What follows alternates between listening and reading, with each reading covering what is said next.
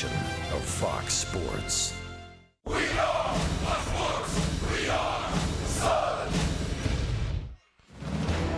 Since his arrival in the show, Kevin Kiermaier has energized the Rays with his passion for the game. Platinum glove defense. And hustle on the bases. Tonight, KK returns from the DL, hoping to give the Rays a jolt of energy in the middle of the AL wildcard chase.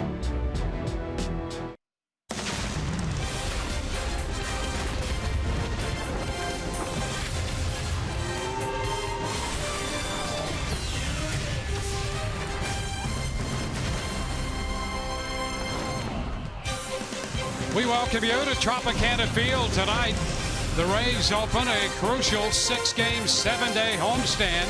They're one of 8 teams, 3 games apart in the battle for the second wild card spot. The good news is Kevin Kiermaier comes off the disabled list. He'll be in center field and will be leading off. Hi again, everyone. Welcome to an evening of Rays baseball with Brian Anderson, Dwayne Stats. Great to have you aboard. We'll hear from Alex Cordry in just a few moments.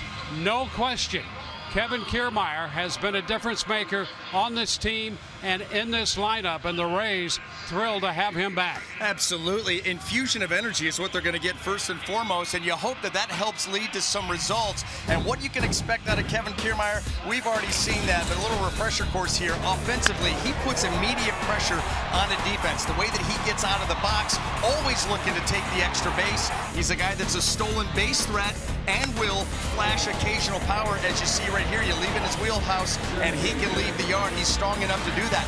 Then you think about defensively. Gold glove, platinum glove, he's got them all. He's got a tremendous throwing arm, very accurate with that, and also we know that he covers a ton of ground in the outfield and has a flair for the dramatic. So it is great to have 2C back here for the Rays. Well, it was June 9th.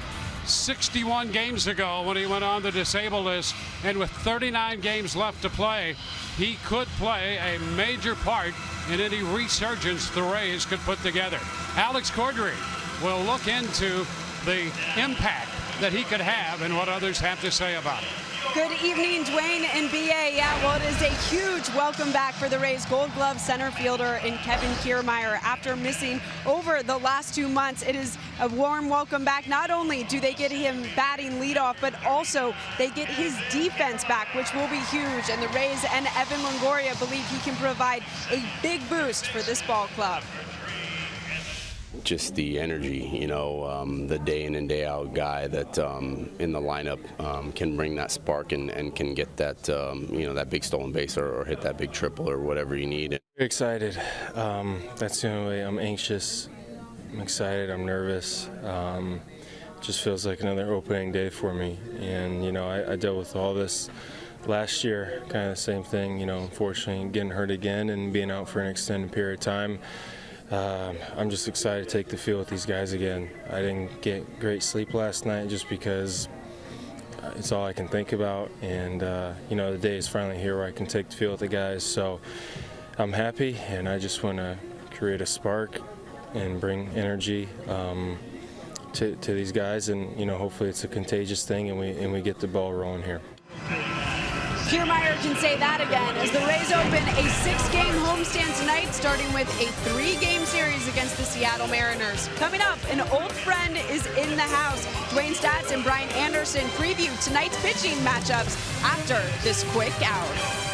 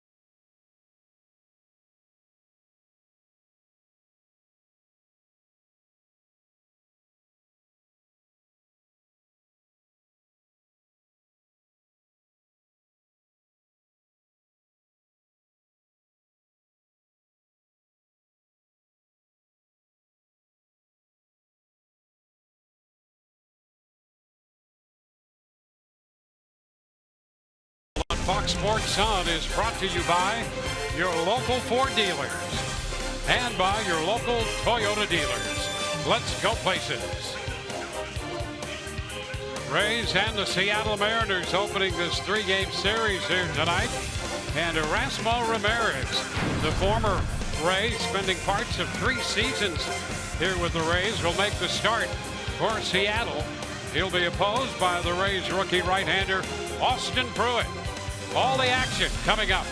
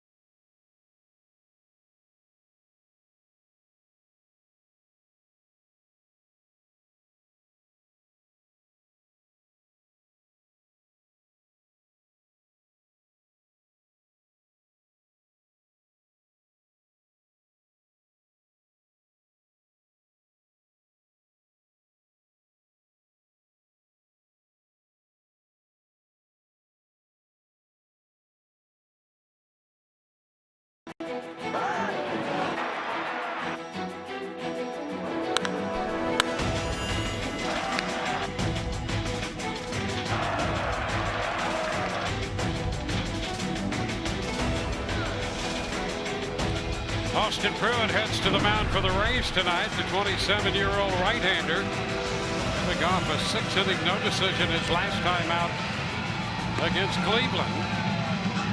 And here is the lineup he will be facing, presented by your Southern Ford dealers. Gene Segura leads it off at short, followed by Yonder Alonso and Robinson Cano. Nelson Cruz red hot, the DH, followed by Kyle Seager. Andy Valencia is in right field. And Gamble in left, hitting 7th.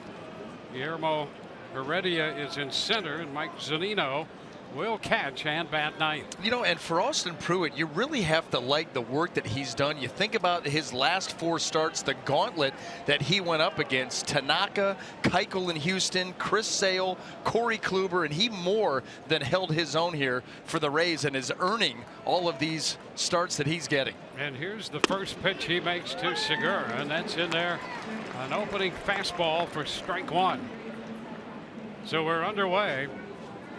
A very important series here for the Rays. Remaining games dwindling down. Fly ball center field. And Kiermaier is right there, and he makes the catch. And Rays fans happy to see that. Very first hitter skies out to Kevin Kiermaier. Well, you know what they say, Dwayne. You get these guys, you got to get them involved early. And Austin Pruitt did just that, like a good starter does. This is his defense tonight, brought to you by Golden Diamond Source. Dickerson, Kiermaier, and Souza Jr. left to right in the outfield, and across that infield, third to first. Longoria, Echeverria, Daniel Robertson gets the call at second with Lucas Duda. Wilson Ramos will be behind the plate. Kevin Kiermaier taking care of that routine fly ball. Here's Yonder Alonso. Pitch is up to the Seattle first baseman, acquired in a deal from Oakland, made the All-Star team this year. Hitting .266 overall. A check swing foul ball into the seats. It's 1-1. Well, Seattle comes in 61-61, and they're one of the teams battling for a wild card berth. Well, an important series, Dwayne, you mentioned for the Rays as you look at the wild card standings. I mean, seemingly everybody in the league is involved. Yeah, 8 teams right there. When you take a look at that long list, still in the running. Toronto 3.5 back. They lost today. The Rays and Baltimore 3 out. Texas, by the way, Texas at 500, a game and a half back, along with Seattle. But their run differential is very positive. Yep. And keep an eye on that. Foul ball holds the count at 1-2. Well, and these games obviously important for the Rays because on that list they're moving slowly in the wrong direction. Number one, and number two, you think about this Seattle road trip that they are just embarking upon. They're going to be gone from Seattle for 2 weeks. Yeah, they're on a national tour. And he just missed a little low right there. Carlos Torres calling the balls and strikes. He may go wide, he may go up, and very seldom does he give you that pitch way down. And we saw an example of it right there. 2-2 the count. Yeah, they're going on I think it's 14 days, 12 game, 4 3-game series. And so you think about this team that's in it right now, but that kind of travel, you know, by the end of that trip, they are going to be dragging. You know, here you get a trip like that in the month of August, it's going to be tough to stay fresh. And now a walk to Alonso. He goes to first with 1 out. Well, they go from Seattle here to play the Rays, then up to Atlanta for 3, then the Yankees for 3 in New York, and then back down to Baltimore for 3, and then they hightail it back home all the way across the continent. Gee, thanks. Scott Service in his second season as this Seattle Mariners manager, getting a good taste of what it's like to play out there on the West Coast and the Pacific Northwest and all the travel involved. Base hit the other way by Robinson Cano. Alonso moves to second. That's what makes Robinson Cano so dangerous. You know, just when you think you have him jammed and you're going to get a ball in on him, he can inside out it. And that ball's meant to be away. It ends up middle in, but look how he stays inside of it. And then just shoots that ball the other way. That's what the good ones, the really good ones, can do. Casey Candell. Yep, coaching first base. Down there at first base. I played with Casey Candell with the Buffalo Bisons when I was with the Indians organization, and he took the best early morning Sunday BP of any hitter in the history of the game, perhaps. He's a lively kind of guy. He is a beauty. Nelson Cruz. Ball, no strikes. Cruz leading the American League in runs batted in by a factor of 10. 96. Chris Davis and Jonathan Scope with 86, running second. Big uppercut and a miss. 1-1. We talked a little bit on the pregame show with Nelson Cruz. You're going to see this an awful lot. Because of that swing, you go down and away, especially with the breaking ball like that, and you can go middle of the plate up, but I'm going to tell you something, it better be up. If it's not up above the top of that strike zone, he will mash it. And he had a big cut at a pitch right there. He liked that.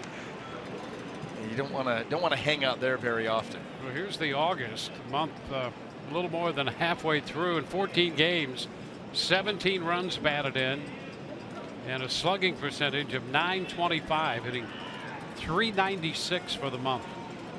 And 5 of the 8 home runs have been on the road. He's also hit over 400 with runners in scoring position.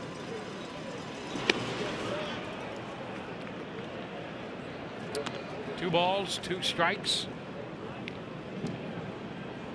Alonso walked. He's at second. Cano with a base hit at first. Seager on deck.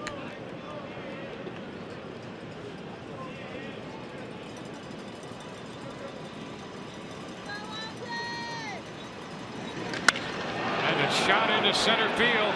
Kiermaier could not find it. Alonso will score.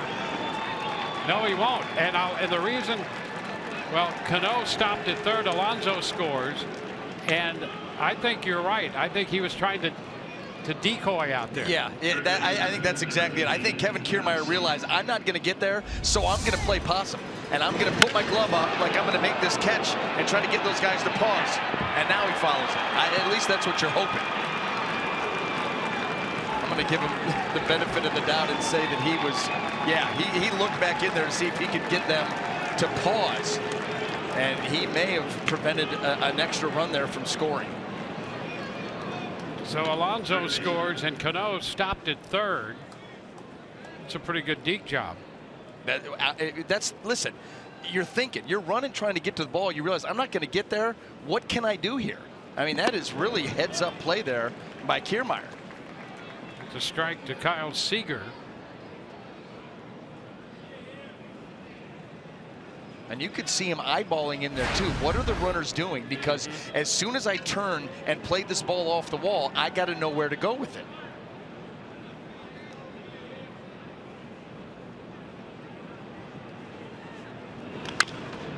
A little tapper. Is that fair or foul? Going to be a foul ball. Pruitt was going to make the play anyway. So the count is 2 strikes on Seager.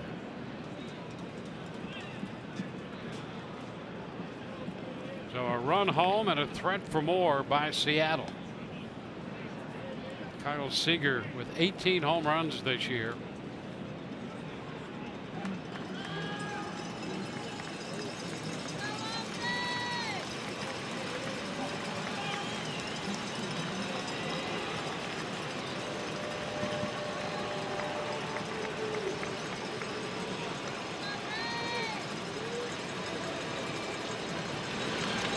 Ground ball right side. Over to make the pickup. Robertson throw to first in time. Cano will score. Cruz goes to third, and Seager picks up a run batted in to make it 2-0. So the walk and the single have scored. Cruz at third with 2 outs. Danny Valencia will be the hitter. Tell you what, this Seattle lineup will sneak up on you. You know, their numbers overall for the season don't blow you away as a team, but you start looking, okay, Segura, Alonso, Cano, Cruz, Seager, Valencia, these guys all more than capable. The Rays saw that up in Seattle. Yeah, Valencia is seemingly always tough against the Rays. Segura, who led off with a fly ball to center, he's been hot. Alonso having an all-star year. Cano's Cano. Cruz, and he's tearing it up again. Then Seager. Ben Gamble has come back down to earth a little bit, but Guillermo Heredia has picked it up. So overall good numbers for Gamble, but he's been cold here lately.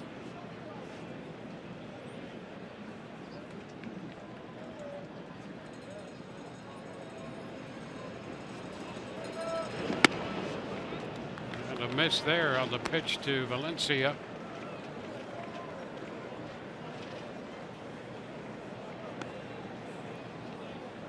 Austin Pruitt making his 6th start.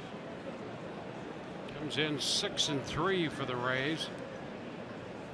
Touch for 2 runs here. Man at third, 2 gone.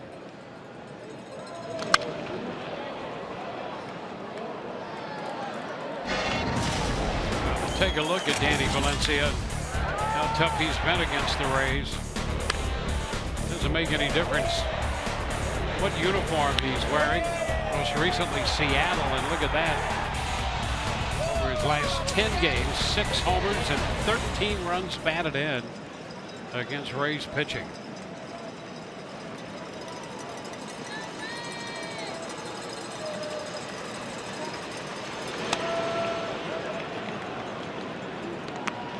the count is full.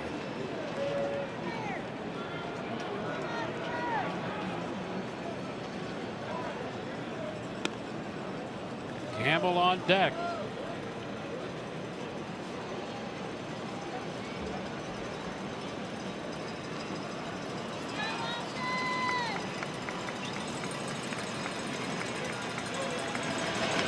And a little tapper. Barehanded pickup, and Longoria makes the throw. It's not going to be in time. And that ball got by Pruitt, who was trying to get off the mound. Slowly hit. And the pickup by Longoria, and the throw close at first. We'll take another look. Well, he got out of the box hustling the whole way. He absolutely did beat that out by a hair. And Evan Longoria did everything he could, but playing a little bit deeper against Valencia and had a long way to go before he was able to barehand that ball. An infield hit and a run batted in. Valencia makes it 3-0. When he's getting it done, the power, the production numbers, and then a hit like that to drive in a run. So that average goes up. Now 14 runs driven in. His last 11 now, I guess, but Valencia just continues to haunt this team. Gamble fouling it back. Strike one.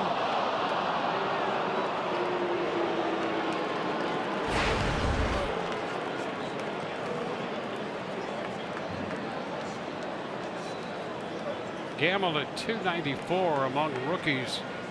It's the second best average after a great start. He had 393 in June.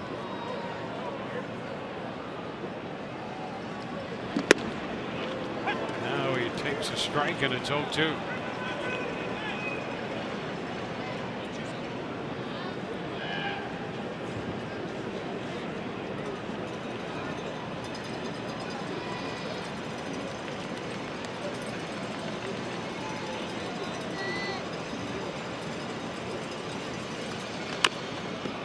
Taps this one, a roller foul.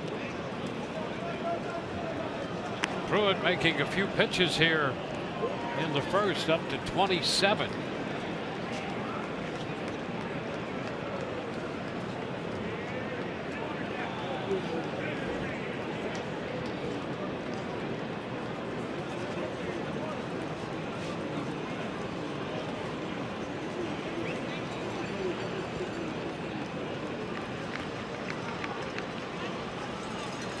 Two again. And a shot into right field. Souza goes back, and that's off the wall. Valencia is going to hit third. Acta will stop him there on a double off the top of the wall.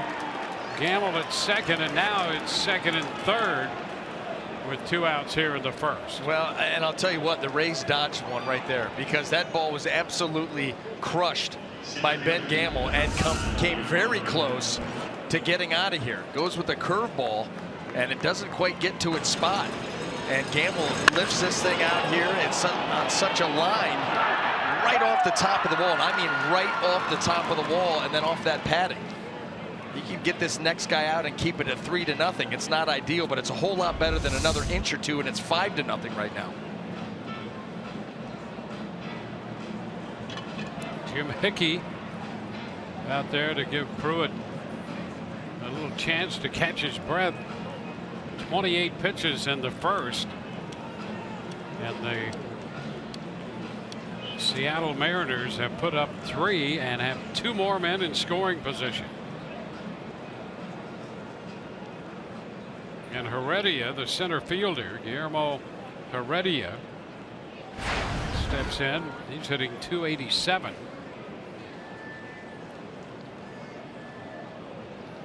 He is 8 of his last 17 coming into this series. There's a strike.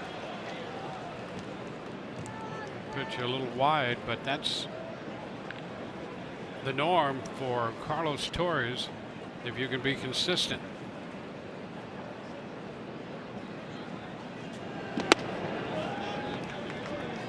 One ball, one strike.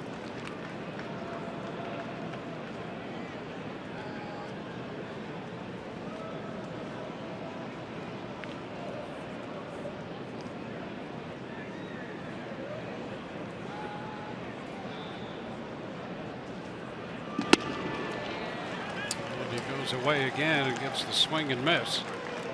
A little bit of an awkward swing there by Heredia, and we'll see if Austin Pruitt goes right back out there with that pitch. Maybe tries to take it a little further away, a little further down.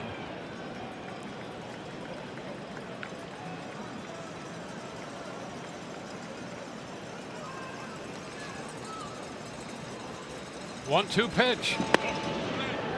And that one pretty close on the inside edge, but a ball. And Torres standing right over that corner of the plate, and this pitch looked pretty good.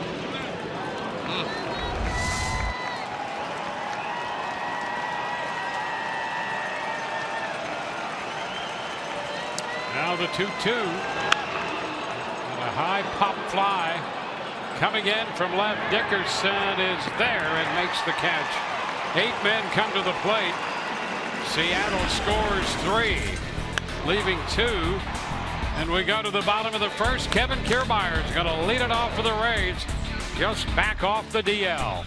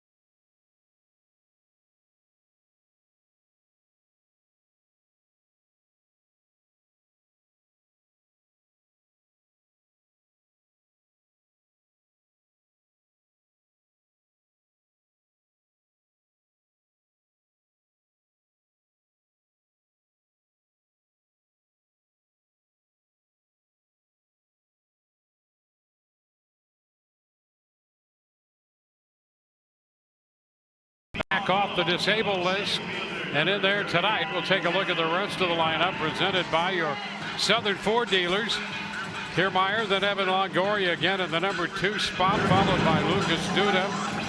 Steven Souza Jr. hits cleanup. Corey Dickerson in left. Wilson Ramos will hit 6.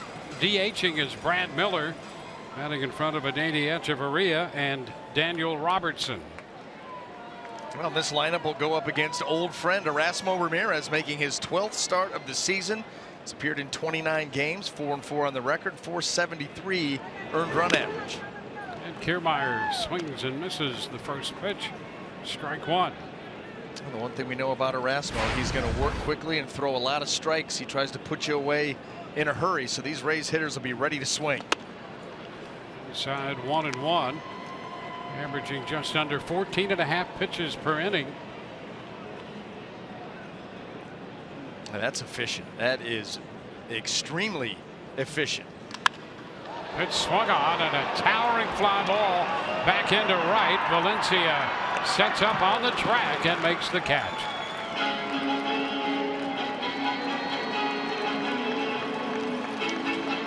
Let's take a look at the Seattle Mariner defense, brought to you by our good friends at Golden Diamond Source. And in the outfield, left to right, we have Ben Gamble, Guillermo Heredia, and Danny Valencia.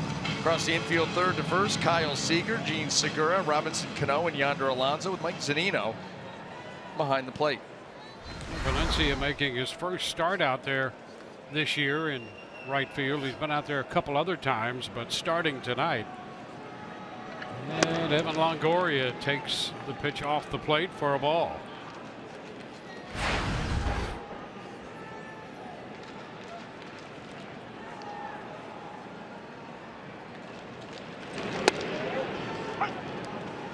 Strike, and it's 1-1.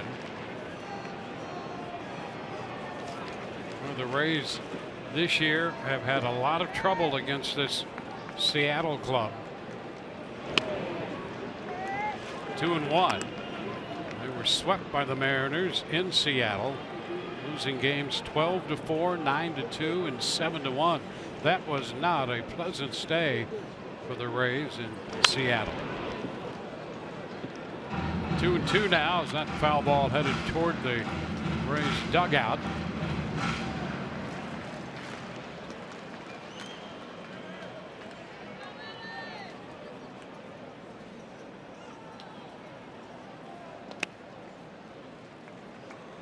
And the count full.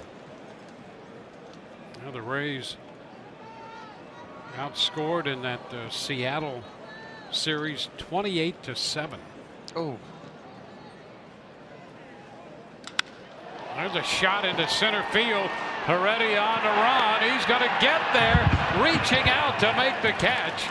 Well, that's quite a job by Heredia in center field to get there and then stretch out to make a great catch. And I'm going to tell you something, Dwayne. The good thing for Guillermo Heredia is he's left-handed.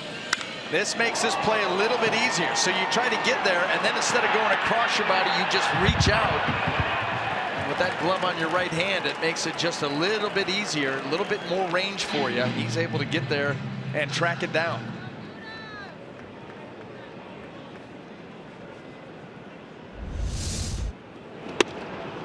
The pitch to Duda is a strike. Well, you can see by the facial expressions by the fans out there on the other side of the fence, watching him race toward them and then make that catch. They were very surprised. They were surprised and awed by that grab. I thought just maybe one of their, eyebrows were at an odd angle, but it turned out they were really surprised. They were. What a viewpoint that is, especially on a catch like that. And Duda is out on strikes. That pitch cutting in on him. 1, 2, 3, go the Rays. On to the second.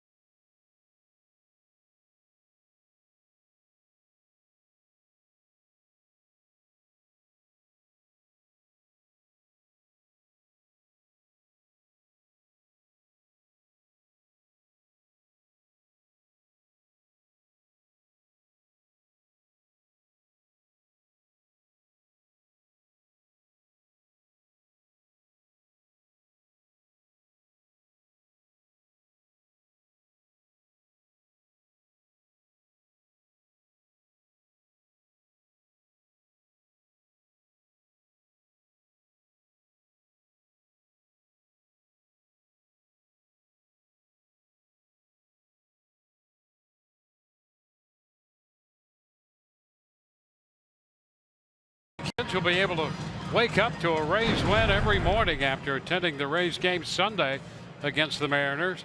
Kids 14 and under receive the Rays win alarm clock presented by State Farm. Call 888-FAN-RAYS or visit RaysBaseball.com today.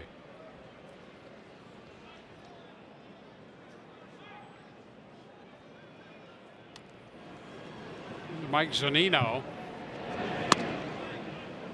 which is upstairs.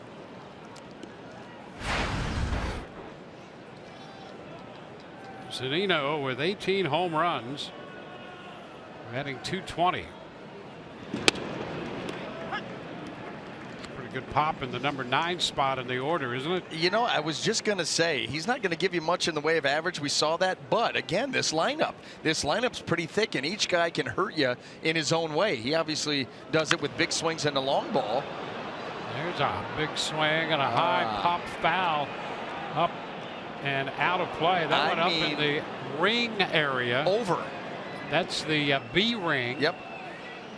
And went over that and managed to go foul into the seats. And nobody got a hand, a glove, thankfully a dome on it, because that thing came down hard. Because most things that fall from a couple hundred feet tend to do that. Tend to pick up speed. Yes. Oh, and now he's hit by the pitch. Well, they didn't want to do that. Had him 1-2 and hits him. And the leadoff man is on in the second. Changeup. How about that? He goes with the changeup. I wants that middle down. And instead it just takes off. Runs up and in. And the Mariners are beneficiary of that. Now back around to the top of the order. Here's Segura. He opened the game with a fly ball to Kiermaier in center. Second leading hitter in the American League. And he takes a strike. They've been hitting .320. Good guy to have at the top of your order. Make things happen. Get on base for the big boppers that come up behind him.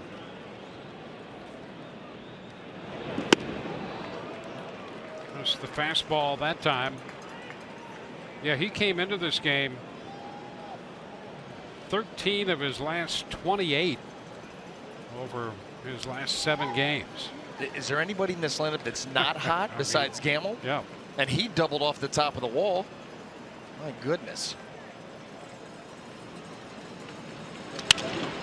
Out to second. Robertson with the feed to Echeverria and over to first. They eliminate that hit batter on a 4-6-3 double play. Zunino forced at second. Robertson, Echeverria to do that. Boy, nice little option pitch right here to Echeverria coming across the bag, and that's the way to get it done. You know, you hit a guy on a 1-2 changeup, and instead of, you know, feeling sorry for yourself and kicking your can around the mound, you get back up there, make a couple of pitches, and get a 2-for-1.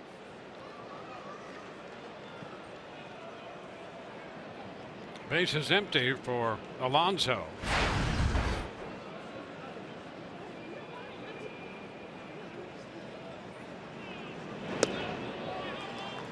Cut, strike one, and him out in front. First pitch change up.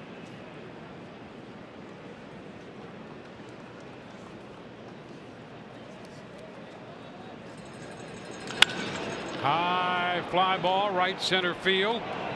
Kiermaier is there and makes the catch, crisscrossing with Souza Jr. Seattle retired here in the top of the second inning. Kiermaier and Souza talk it over. Souza getting out of the way.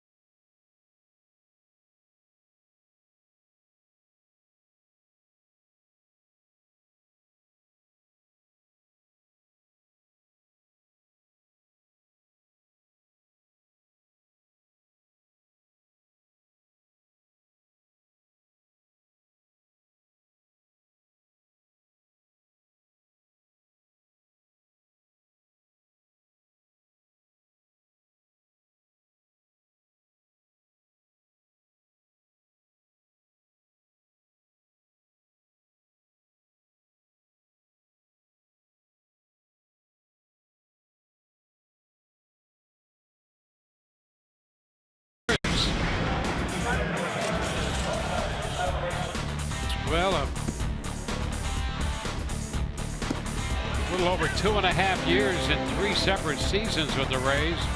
Erasmo in the bullpen and starting. He did a little bit of everything. 22 and 20. Steven Souza Jr. He takes a strike. You know what I loved about Erasmo is, you know, deep down inside there's a preference of what he'd like to do, but he never complained about anything. Any role that he was put in, he would start, he would give you the best that he could. He pitched in middle relief, a bridge guy, he would do that well. If he was asked at the end of the game, extra innings, he would go out there and give you all he had there. Never complained, took the ball whenever he was asked to take the ball, and he went out and he performed for this team and laid it all out there. Always happy. Yep. A big fan of M&M's. Great attitude. Yep. Yep. That's right. Wherever you saw him, big smile. Always. On the plane, around the ballpark, everywhere. Yep. And why not? Look what you're getting to do for a living. Yep. Play baseball at the highest level. Absolutely his attitude. 2-2 the count to Souza Jr.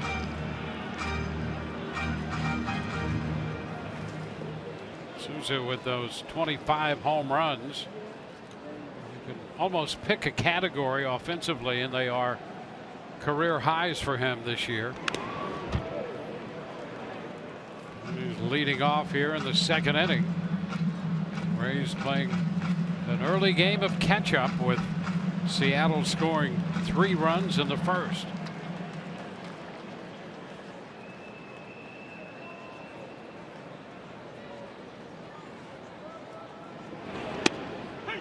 And strike 3 call. Torres took a little beat to think about it and called him out on strikes.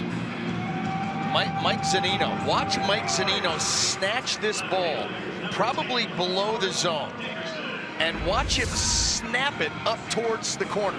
Boom. And I'll tell you, he gives a visual, and he got the call. He got underneath that baseball and yanked that thing up ever so subtly and quickly, and he gets the call from Torres.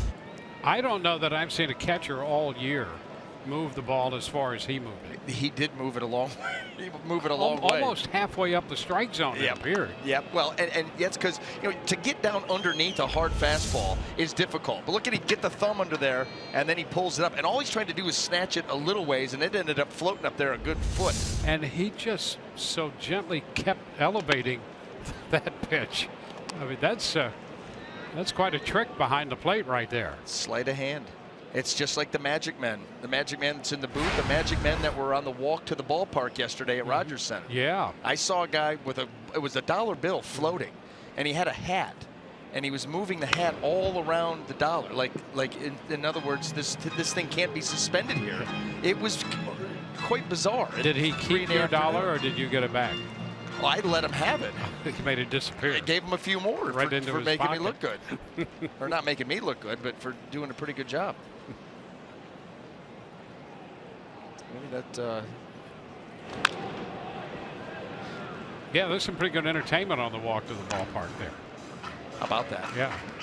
Coming and going. Something. Yeah, musical acts at night. Yeah, went home to the drummer last night with a little Sweet Child of Mine action, which was outstanding. He was singing right along. I couldn't get as high as W. Axl Rose can, but he tried his best. Good with the drums too.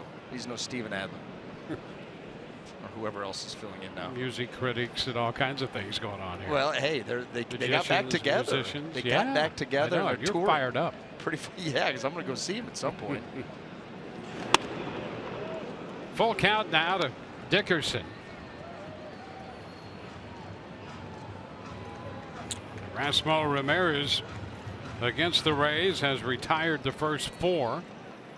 A couple of strikeouts along the way.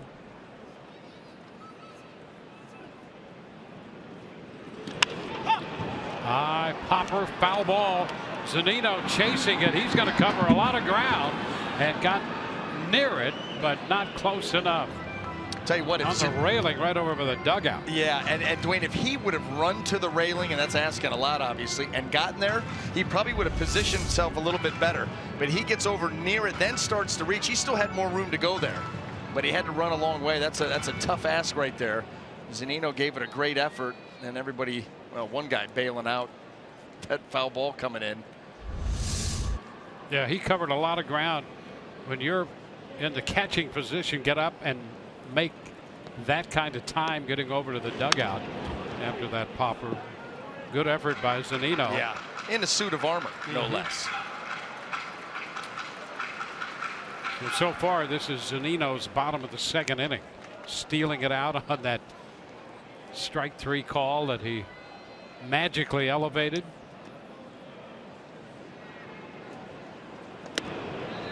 And that is ball 4. Nothing he could do with that one. Too low, and Dickerson heads to first. The initial base runner for the Rays tonight.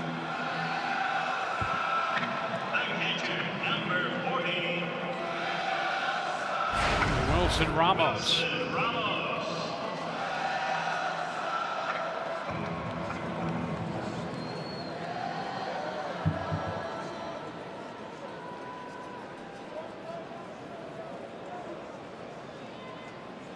Ramos now 5 home runs, and the average over 200.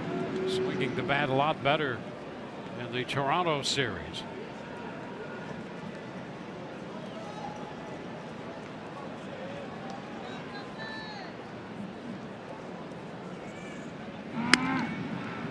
Dickerson, the runner at first for the Rays.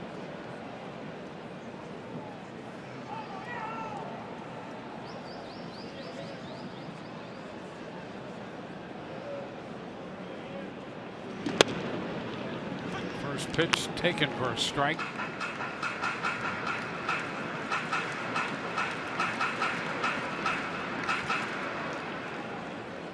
Ramos had 2 hits yesterday, was on base 3 times.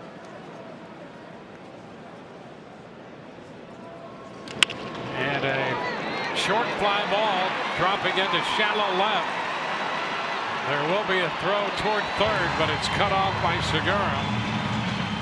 And the Rays have men at first and third. Dickerson goes first to third on the base hit by Ramos.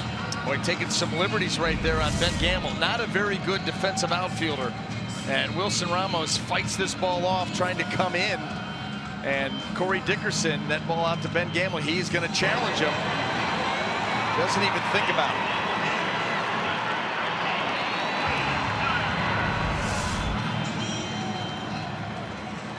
Well, Brad Miller, the designated hitter for the Rays tonight. And he suddenly becomes the potential tying run. Ball 1 down and in. Zunino's going to make a trip to the mound.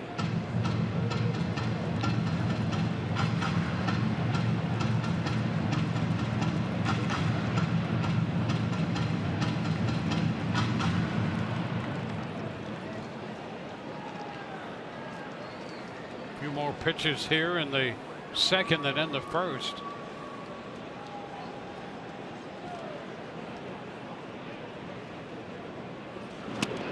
And this went in behind Zunino.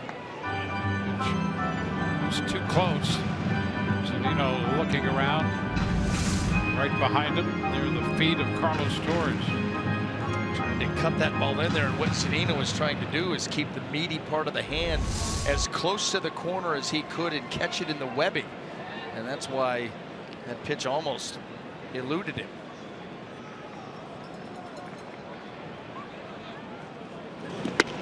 A cut and a miss on a fastball. 2-1.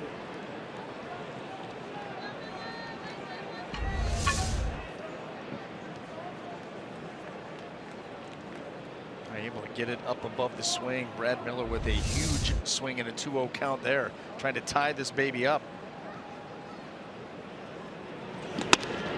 And he lays off a pitch a little high out of the zone. 3-1. Adeiny Echeverria, the on deck hitter.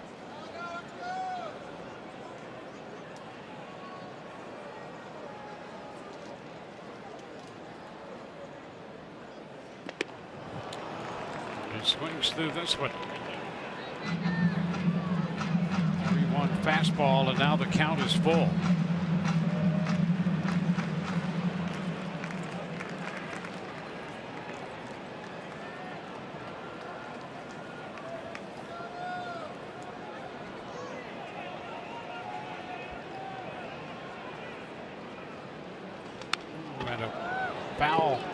pitch up. That one just near the top of the zone.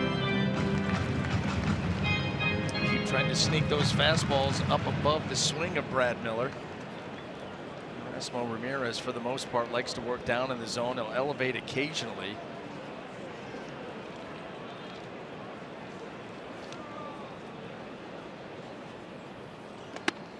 And that will be ball 4, and the bases are loaded. Well, the second walk of the inning. And Ramirez, 35 pitches here, through an inning and 2/3. He had a very quick 1-2-3 first, but the walk, single walk after the strikeout of Souza here in the second. The Rays have the bases loaded.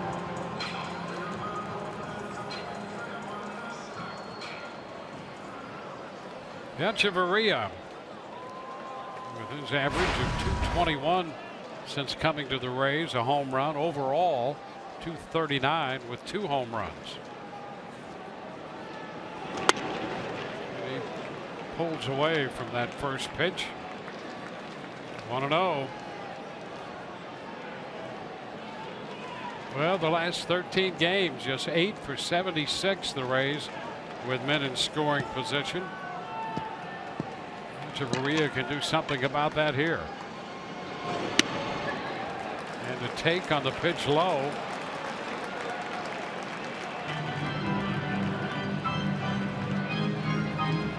Zunino chatting with Ramirez. You can see right there after that 12 pitch first inning, 25 here so far. The second. But he's been pitching this Rays lineup very, very carefully, right around the fringes, trying to be perfect with each and every pitch. And, you know, sometimes you come back and face your old team, you almost give them too much credit. You know, he watches his team, he sees how many home runs they hit and how dangerous that they can be, and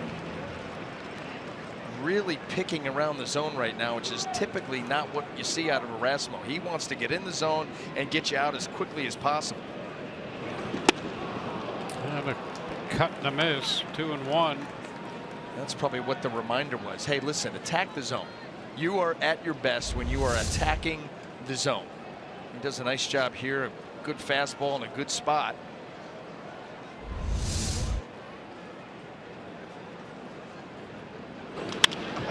This one is lifted into shallow center.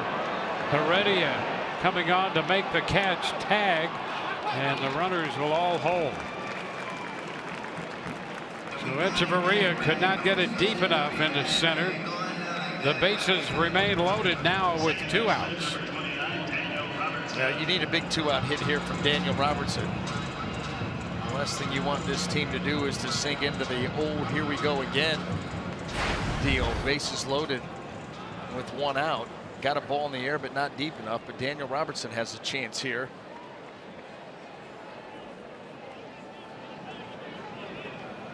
Robertson, a .220 average with 5 home runs.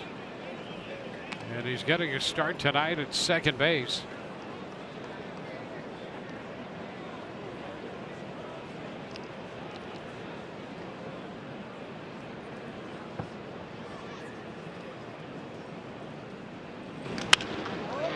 It into right.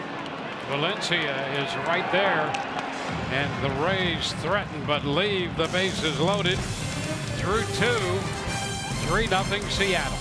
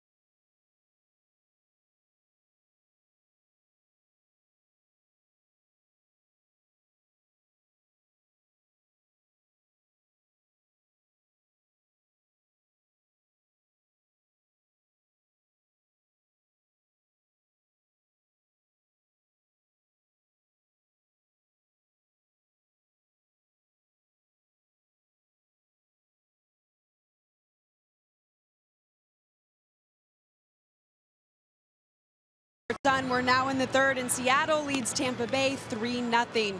He's a spark plug. That's how Evan Longoria described Kevin Kiermaier. Longoria said that Kiermaier can really ignite this team, especially as they're in the quest for a playoff spot. Steven Souza Jr. said that Kiermaier, it's not just what he brings on the field, but his energy, his personality. It's a huge, big boost. Dwayne, the team experienced it last year when he was out for a few months. They feel like Kiermaier's just the battery that makes this team tick, guys. Well, the Rays are certainly hoping that that will be the case. He's an up-tempo presence, no question. And at the end of the day, I thought what Kevin Cash said, it's going to take energy, but it's going to take more than just energy. And he's absolutely right on point about that. Sharply hit ball by Cano. Duda will make the play unassisted. What the Rays really need, they need offense. They've received great pitching.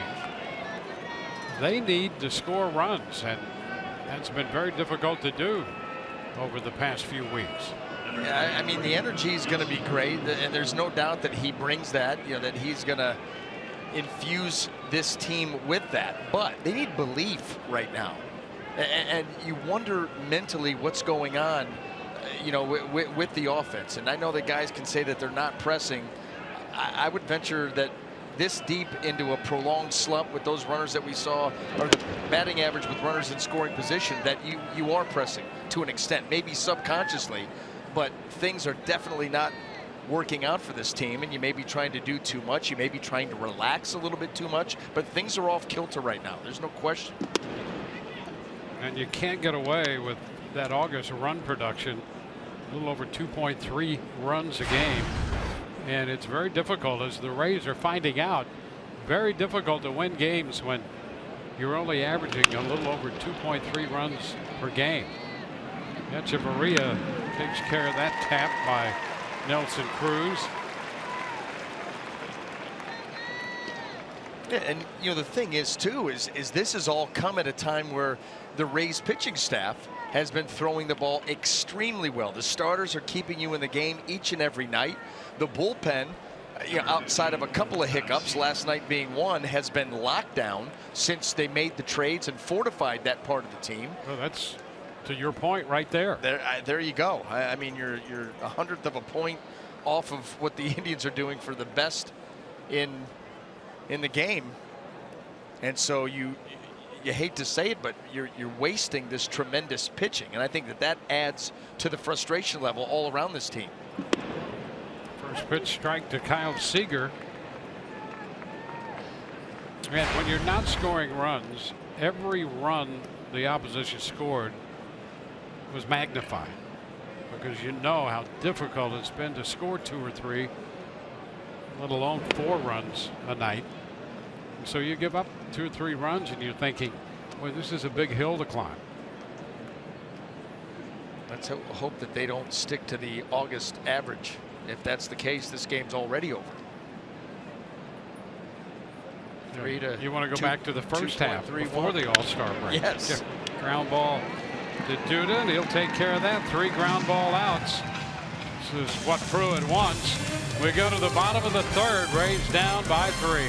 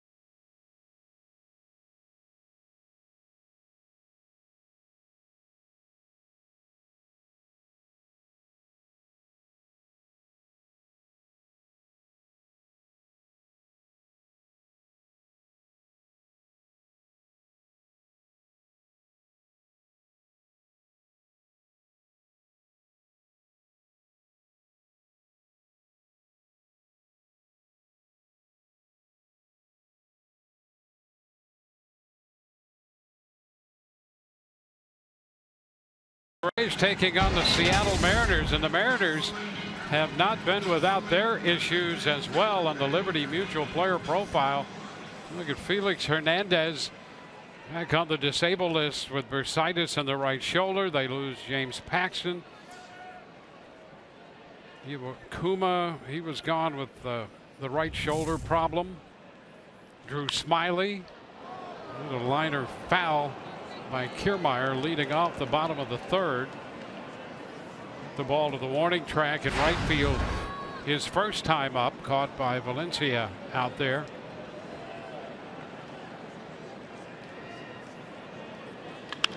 And a line drive, and it's caught by Cano.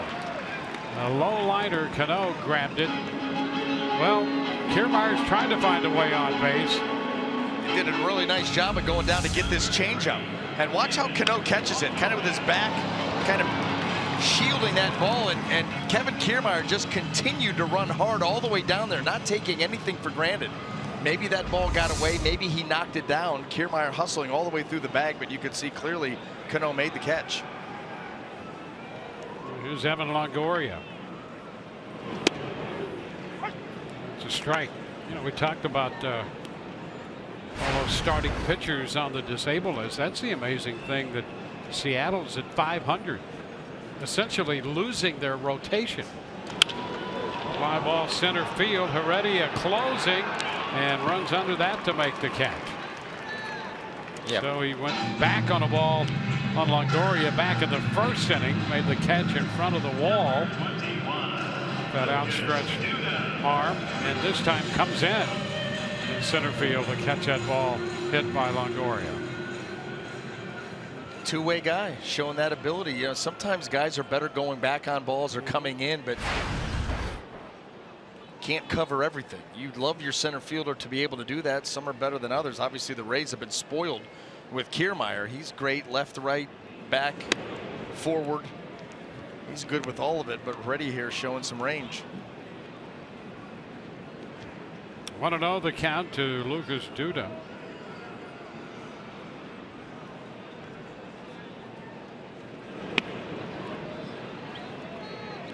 Two and 0.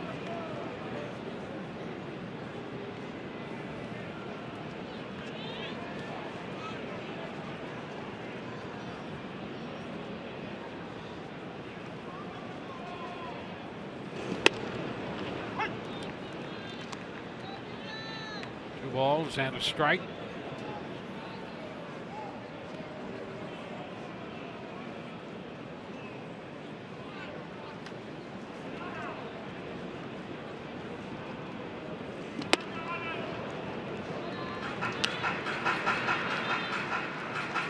Well, the Rays had the bases loaded with one out in the second inning, and a couple fly balls ended that one.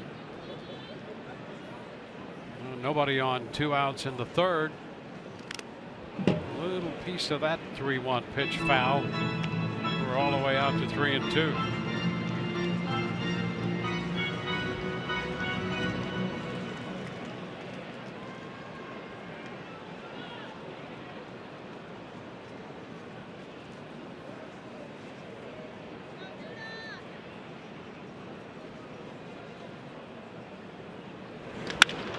High fly ball back into center. Heredia going to the track for this one.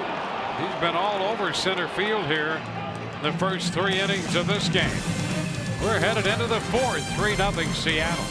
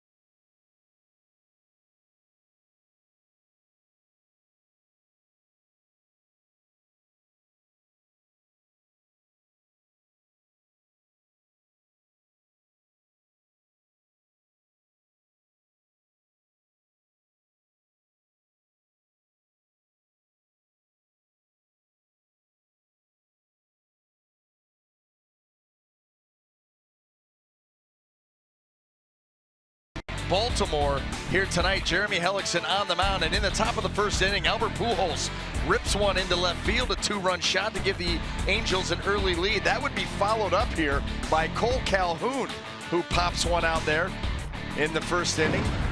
It'd be a C.J. Cron home run in the top of the second, and right now it's all Angels over the Orioles. Game very, very important to the AL wild card race. Yeah, the Angels right now at 62 and 59, holding the second wild card spot, a half game ahead of Kansas City. And how have they been doing it? I mean, when you look at some of these teams and the stories of these teams, where they're at and how they got there, it truly is a wild, wild race.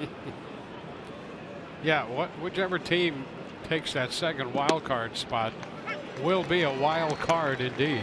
For sure. Well, I guess this is what they envisioned, huh? I think so. I think Major League Baseball overall is thrilled, because look at how many different franchises, cities, groups of fans that are still actively involved, that still have a great chance. That is going to increase your viewership, your interest all the way down the line. And more than likely, with that many teams involved, it doesn't look like anybody is really capable of running away with it. So it's going to stay tight with any number of teams, probably for the rest of the season. Yeah, that's the interesting thing about that. No one to this point has really taken charge.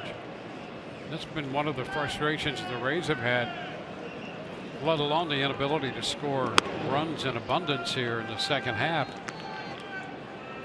They have continued to feel that they have it within them to put together that kind of run, that what they had hoped at the halfway point, that they could maybe put some distance between themselves and another club. It's out of play. Souza racing over there and stopped by that low wall. That doesn't always stop him, as we know. No. That ball right into the nachos. It gets dangerous down there too, because there's a little bit of an angle. You know, that low wall cups up and then kind of rounds itself out before it gets down to where the Rays right there. And boy, you get awfully close there and up close and personal. Some very scared people down there for a lot of reasons. Baseball 1, Souza 2.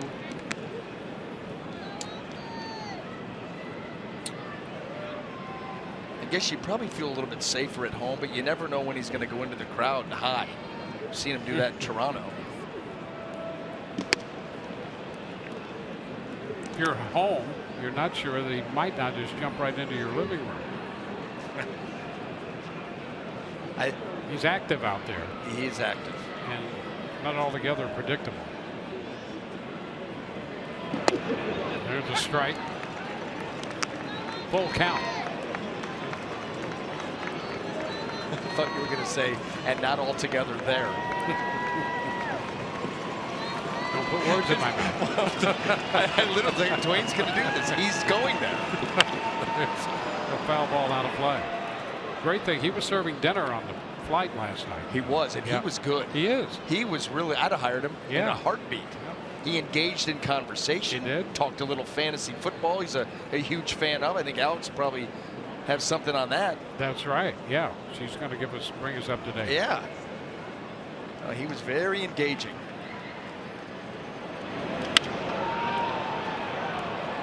This full count will continue at least one more pitch with that foul ball out of play.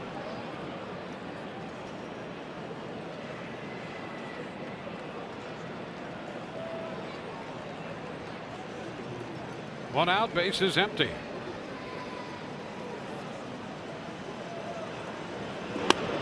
That's upstairs. He got his first strikeout to open this inning. Now issues the second walk he's given up tonight. First one hurt him when he walked Alonso, eventually scored the first run. Catch the Rays tomorrow. They'll take on the Mariners, and the first 15,000 fans get a Rays tote bag presented by MLB Network.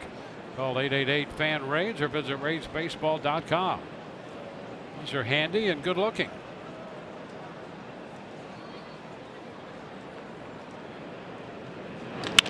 Heredia, he drives it back into left. Dickerson tries to leap and cannot come up with it. Gamble's got to go to third, and Heredia winds up at second. That will be scored a double, and Dickerson hoping that he would catch that ball.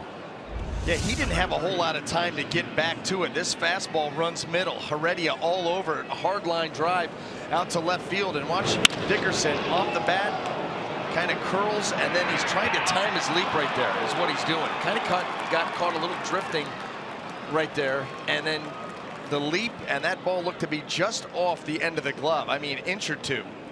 Austin Pruitt, not the result he was looking for. Infield up. Zunino the hitter. And that's strike one. Slider there. Yeah, you got to believe that Pruitt is going to stay down and away. Down, down, down with all these infielders pulled in. Zunino with the high hands. He wants to get under the baseball and get it into the outfield. Good block. Ramos covers up. 1-1.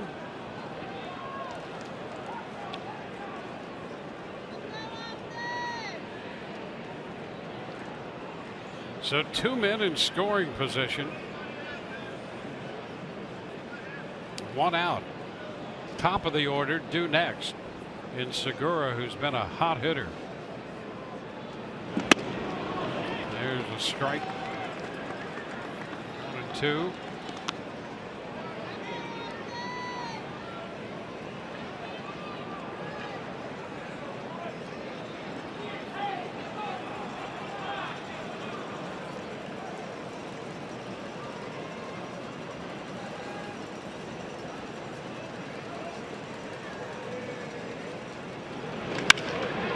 Fly ball toward right center. Kiermaier cannot get there, off the wall. 2 runs will score on Zunino's double, and it's 5-0. I'll tell you what, Mike Zunino got into that, and that ball traveled a lot further than I thought it would, considering the swing. Trying to go away and down, and look at him get out there and underneath that ball, and look at the carry that he gets. That's a strong guy to get that ball all the way out to right center, off the wall on the fly, on a pitch that was that far down and away. That is an impressive piece of hitting. I didn't think that ball had a chance of getting anywhere near there.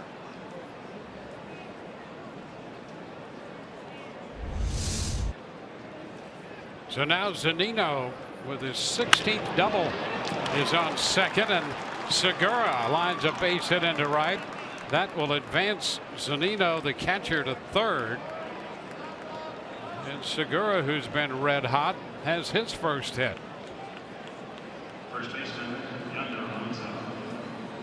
So first and third, 2 runs home, only 1 out. And Yonder Alonso will bat for the 3rd time in this game.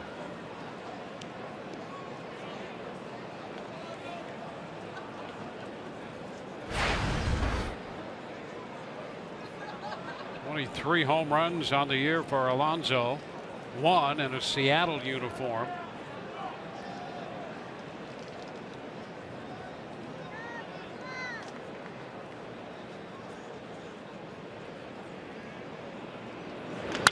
Ground ball first, Duda down to second. Echeverria's throw back. Pruitt covers to complete the double play. 3-6-1. The Rays get a double play. And that stops the damage, but some damage inflicted already.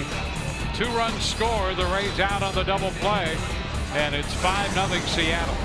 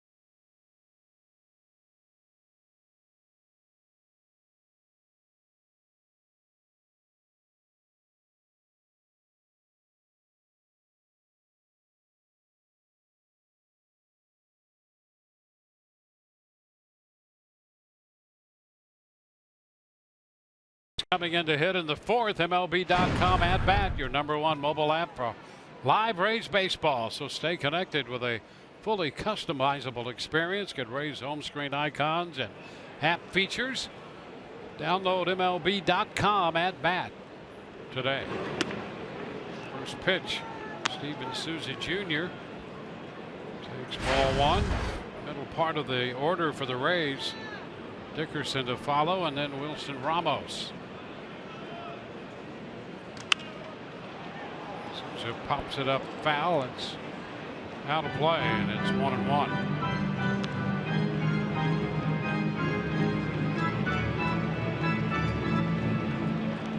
Rays have one hit. They've drawn a couple of walks against Erasmo Ramirez. That came in the second inning when they left the bases loaded. Souza takes ball two, 2-1.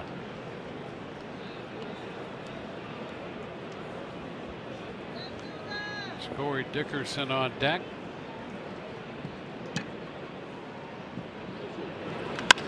High fly ball back to left. Gamble goes to the track. He has room and makes the catch. Towering fly ball, just not quite deep enough off the bat of Souza Jr. You know, that ball was hit hard enough, but it was hit so high. You knew it was going to be a close call, and that's just the way it's been going for the Rays offensively. Good solid contact, good carry, too high, it ends up a little bit short.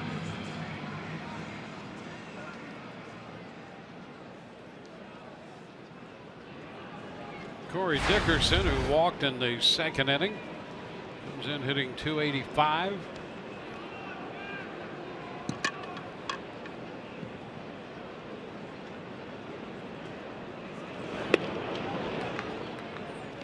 And he misses the fastball right there. Strike one. Pretty hittable pitch on that first pitch fastball. Right out over the plate. And Erasmo Ramirez, that's the one thing, again, you know that he wants to attack the zone. He wants to attack it in better areas than that. But you've got to be ready to swing the bat, and that's where he wants to be. Tough to be there all the time. That's a great pitch.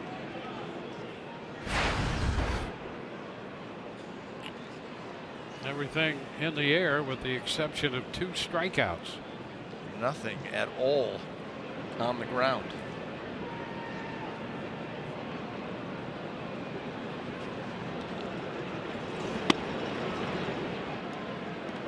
A ball, 2 strikes.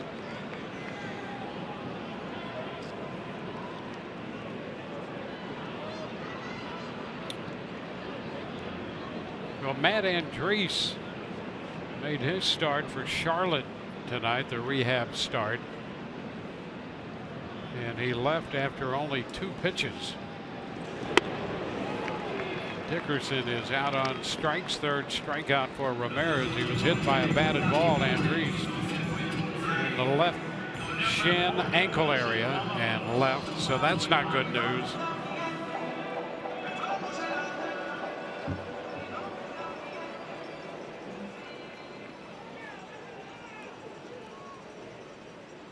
Kevin Cash looking for some good news. And you get caught into these little spots during the course of the season. You hope to never see one that goes as poorly as this one has gone for the Rays. But you don't have any other choice but to keep battling. And this is where this game will test you. It'll hold your feet to the fire.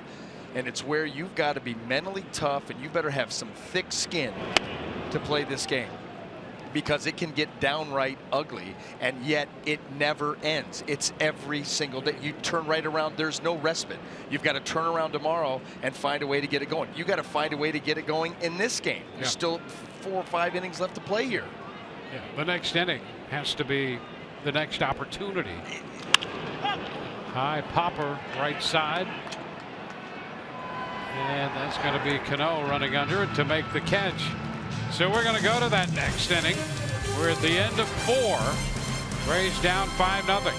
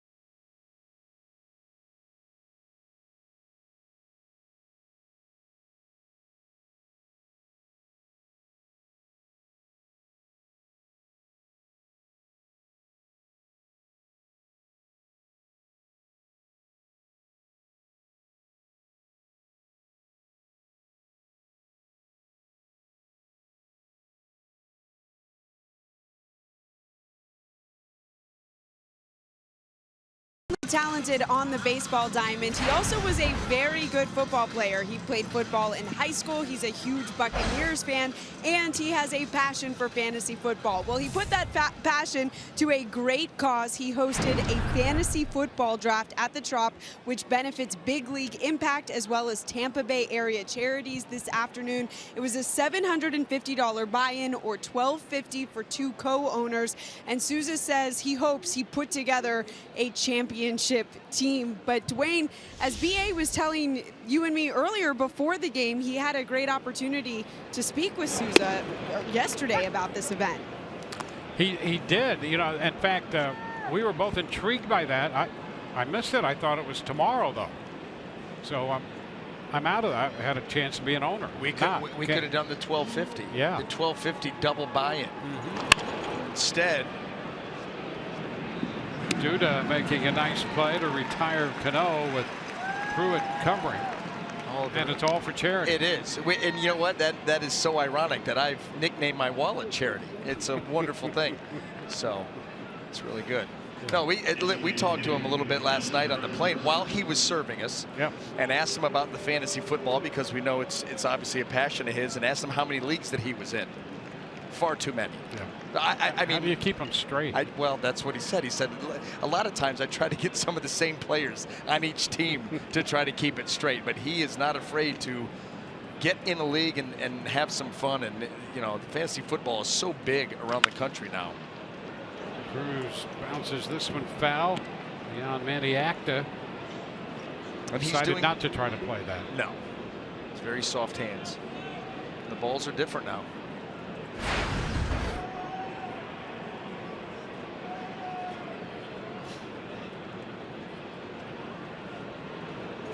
And the 0-1. 1-1 the count. You almost just meanwhiled me.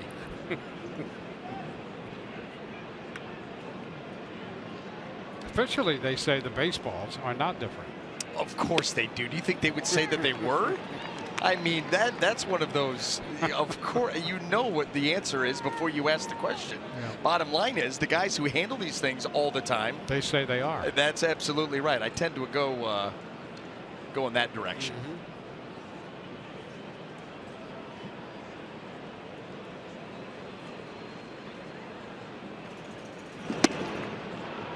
2-2. How about this? Hold on. I got Rob Manfred in line 2. Got you very good. There's some people who say that they've changed inside the season. Well, how about that?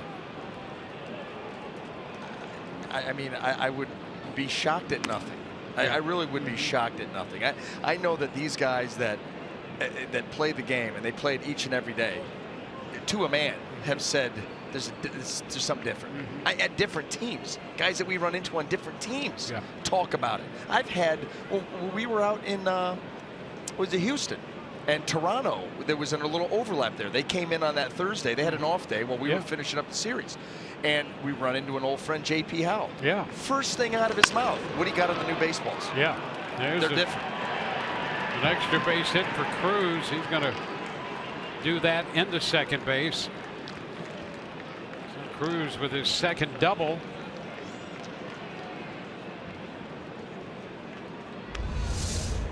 Red hot. He gets a curveball here.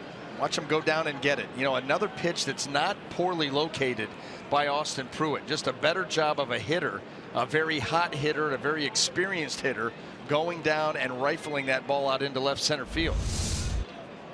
24 doubles for Cruz now. Going to run in the first. He has 97 runs batted in. And they have a base runner in scoring position with one out in the fifth.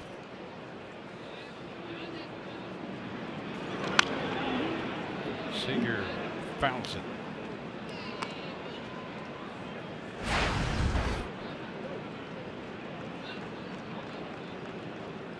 SEAGER drove in a run with a ground ball his first time, officially 0 for 2.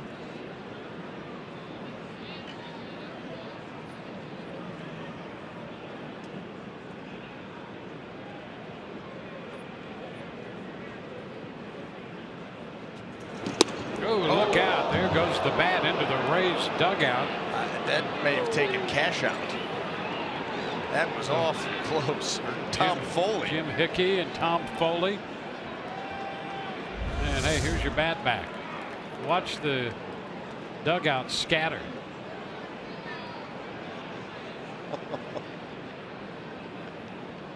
He tried to get it right back into the bat rack.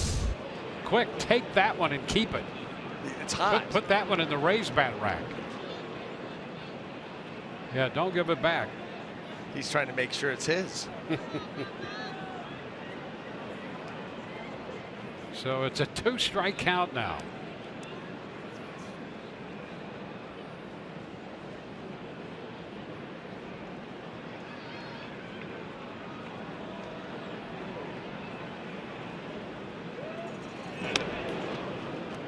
One and two.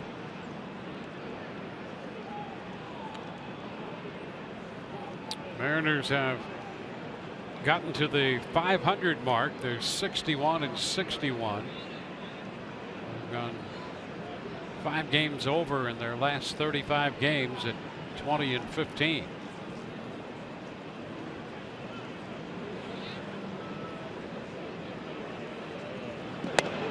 That's a strike call. He gets the call on the pitch away. 2 gone. Great location. Fastball right to the corner.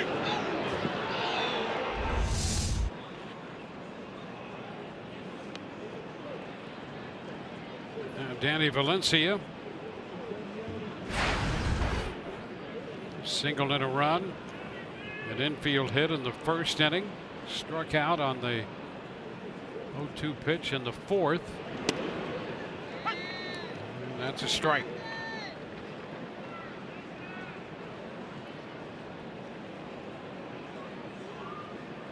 It's been tough for the Rays against this Seattle club this year. I mentioned early they were dominated by the Mariners out in Seattle, and now they're down 5-0 in the 5th inning. This opening game series, and a base hit to right. They'll put the stop sign up for Cruz. So he goes to third and stops there on the opposite field hit for Valencia. And he's 2 for 3 against the Rays tonight. Nothing new about that with him. Another pitch right off the fingertips, trying to get that slider breaking down and away, and Valencia showing some good plate coverage there. Just lays it out into right field. I'll tell you, you look at his overall numbers and then you look what he does against the Rays, and watching him, his approach is so rock solid against this team. For whatever reason, this is not an easy pitching staff to have sustained success against, and he's been able to do that. Gamble, ground ball off the mitt of Duda. It'll be picked up by Robertson, but the run's going to score. Sharply hit. A base hit for Gamble. He'll get a run batted in as well, and it's 6-0. This ball well struck. Duda coming off the bag, makes a dive. That ball right off the top of the glove, just deflected out into no man's land as Robertson was heading to back that play up, and home trots Nelson Cruz. And these are the types of games that, amongst all of this tough stretch for the Rays, you've not seen any game like this, falling down by big numbers early in the game.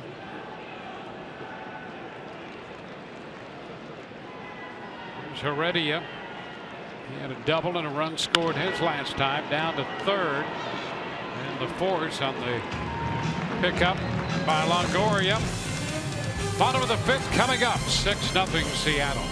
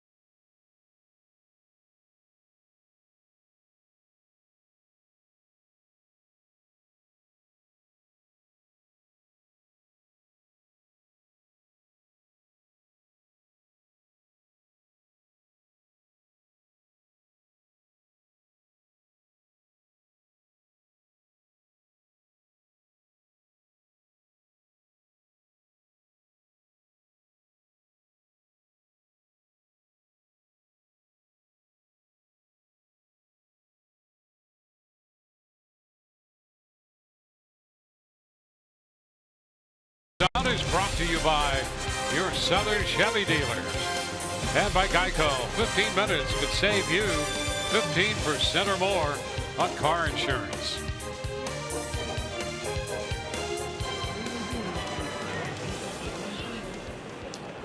Erasmo Ramirez has limited the Rays to just 1 hit through 4 innings.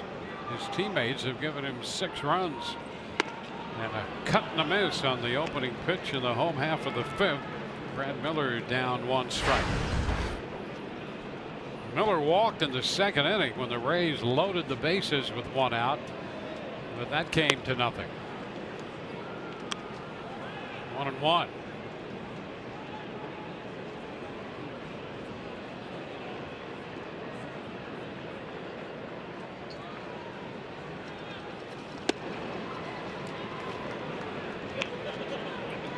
That one, late bite to it, down and in. And some cutting action, and Erasmo Ramirez is starting to settle in a little bit here. Little uneven start, but the Rays with the bases loaded, just 1 out, getting nothing out of that, has almost boosted his confidence. And then how about that? Take 3 call. Yeah, on a changeup that is right down the middle. See Brad Miller set up for something else. It's 9 in a row retired by Erasmo. And it started with that. It started with that stretch, and all of a sudden he got the visit to the mound. He got more aggressive in the zone, and now he's put himself in very good position. He's on quite a little roll. Danny Echeverria in the batter's box.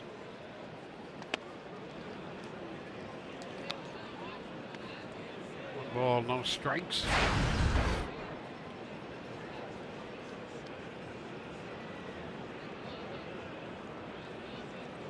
Ground ball, backhanded by SEAGER at 3rd. Even with the bag, throw off the first base bag.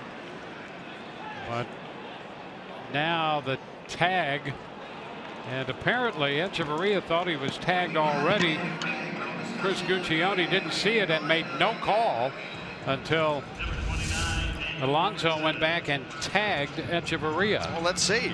There's the throw. It's wide, and you can't really tell there. Didn't look like he'd gotten him, but Echeverria also never touched first base. So now Yonder Alonso just puts himself between Echeverria and the bag, and there's the call is made. Let's see the. Yeah, he did not tag him. 2 outs in the inning. Not yet, anyway. Daniel Robertson takes a pitch too low.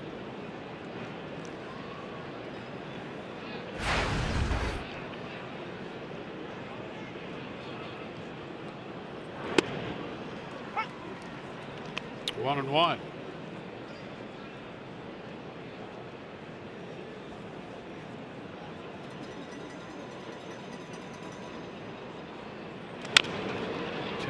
Foul will put Robertson behind in the count. Ramirez had the 2nd inning when he made 28 pitches. Everything else low pitch count. 12 in the 1st, 10 in the 3rd, 11 in the 4th. 2 quick outs here in the 5th. That's the Erasmo Ramirez that we've come to know. He tries to be as efficient as possible. The chop charge by Segura with the pickup and the throw in time. Segura grabbing that one and making the throw to first to get Robertson. A 1-2-3 5th inning. Here's that chop and the barehanded pick by Segura.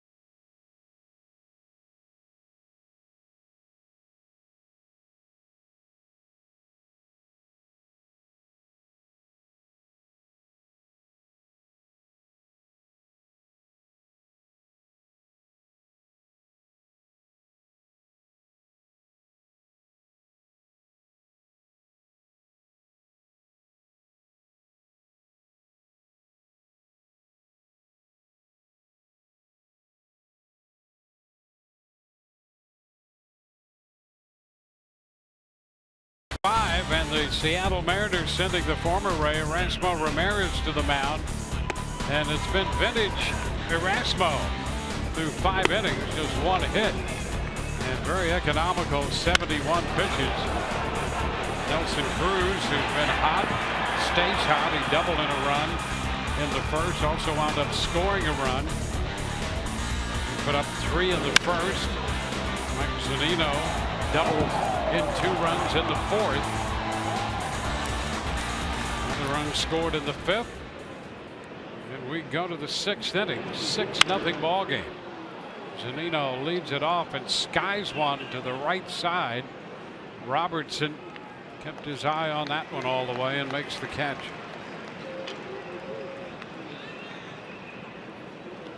Austin Pruitt, a little over 80 pitches. 1 out into the 6th. Number 2, Gene Segura. Top of the order, Gene Segura. His average of .320, second best in the American League. And he lines it, caught by Echeverria. Well, a couple of quick outs right here in the 6th inning. 2 up, 2 down. Yonder Alonso walked his first time up. You see the pitch count. Able to get it somewhat under control after that awful first inning. 33 pitches, a lot of high leverage work done there by Austin Pruitt, but since then it's been pretty good.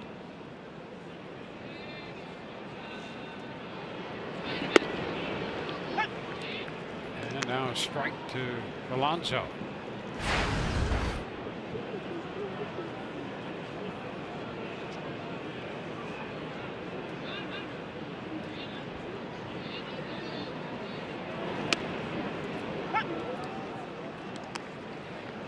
Two.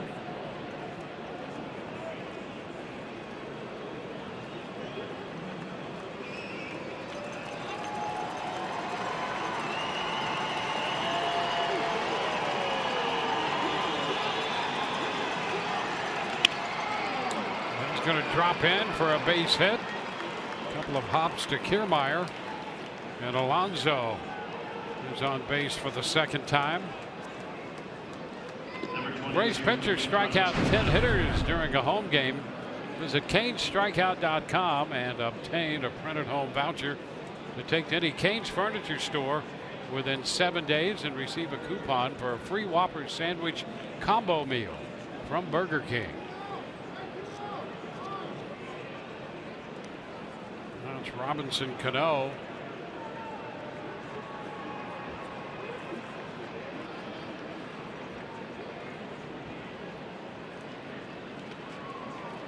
Takes it low, blocked by Ramos.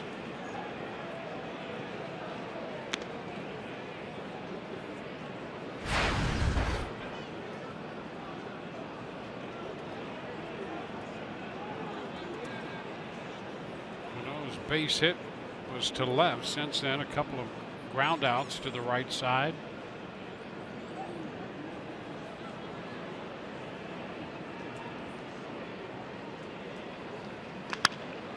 Tapper by the mound. Robertson's throw to first. No runs, a hit, and the man left. Bottom of inning 6 coming up. 6-0 Seattle.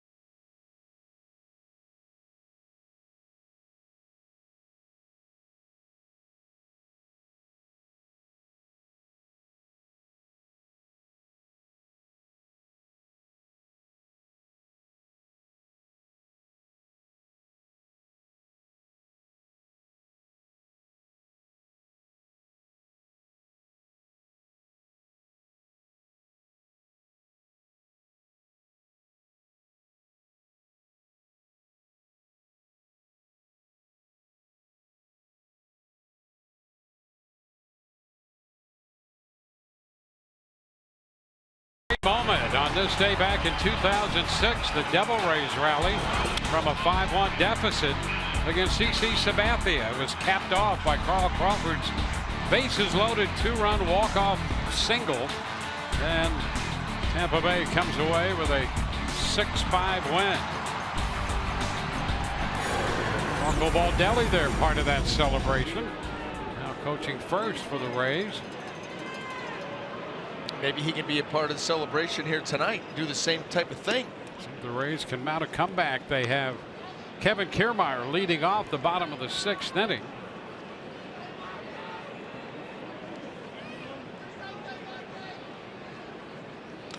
There's a liner into center. That's going to be in there. A base hit. Kiermaier makes the turn. Going to head for 2. Puts his head down and arrives safely. There's a leadoff double for Kevin Kiermaier. Boy, the Rays need some life, frankly. And let's see if this gets something started.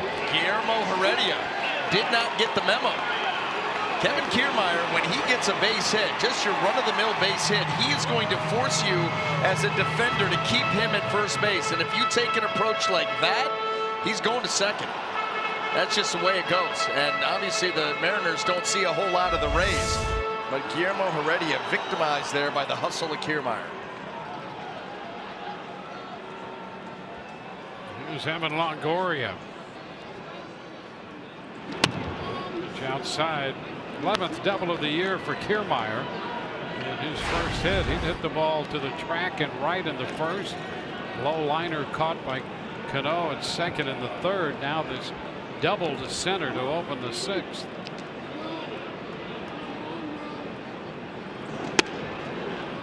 There's a strikeout there on the corner. 1. Action in the bullpen for Seattle. Outside of that 2nd inning, it's been a cruise for Ramirez to this point. The Rays trying to turn that around. A 2-1 count.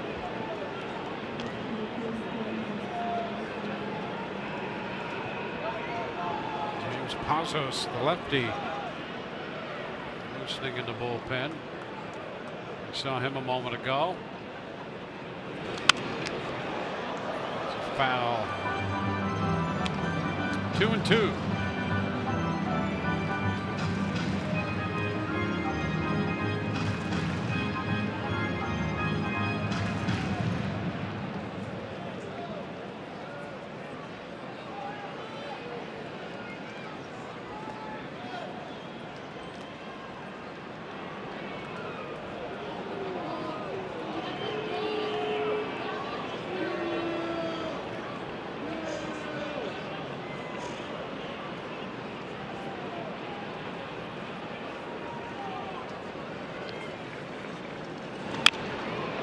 Foul toward the Seattle dugout. Longoria hit the ball well in the first, and Heredia made a nice catch in left center.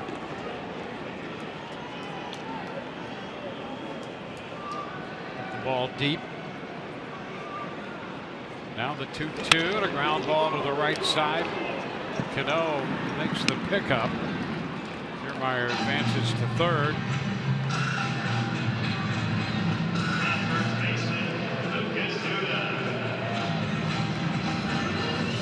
So the Rays, for the 2nd time tonight, get a man as far as third. Dickerson was over there in the 2nd inning when the Rays loaded the bases with 1 out. And left them that way. Now they have Kiermaier at third. 1 out in the 6th.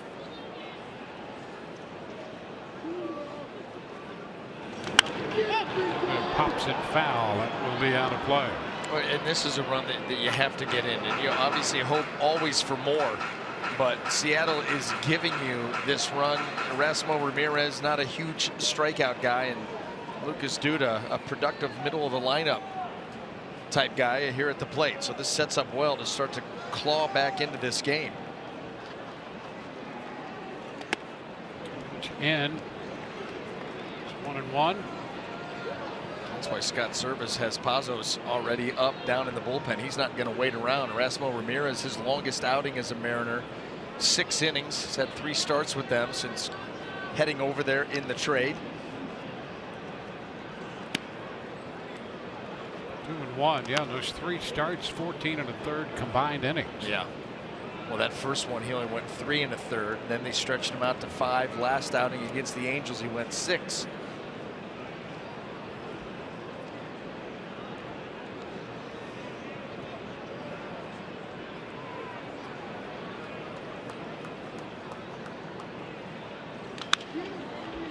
The coaching box at first, down toward the bullpen. The count evens at 2-2.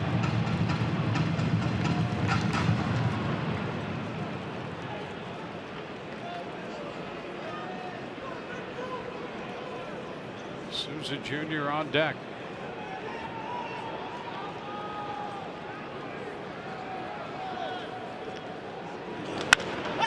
And a high fly ball.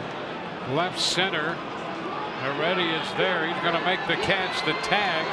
Kiermaier heads to the plate, and the throw down the third base side and over the head of Zunino, on the Rays going to run. Duda with a sacrifice fly, and the Rays are on the board to make it 6-1.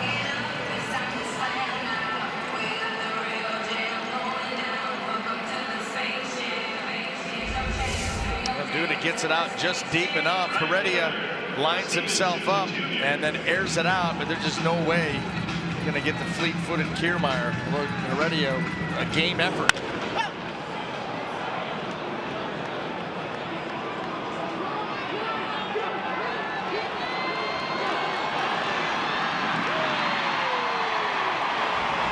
The Rays turn that leadoff double, the hustle of Kiermaier, into a run. 1-0 the count for Steven Souza Jr.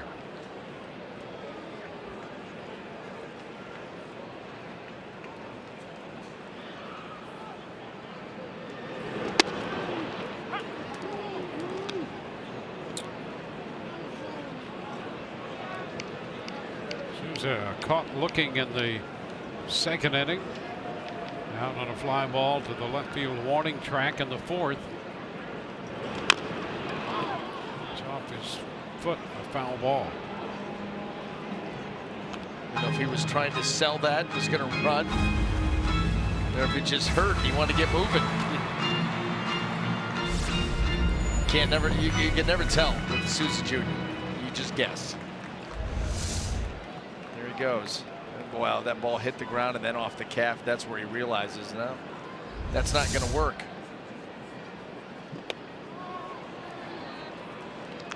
2-2.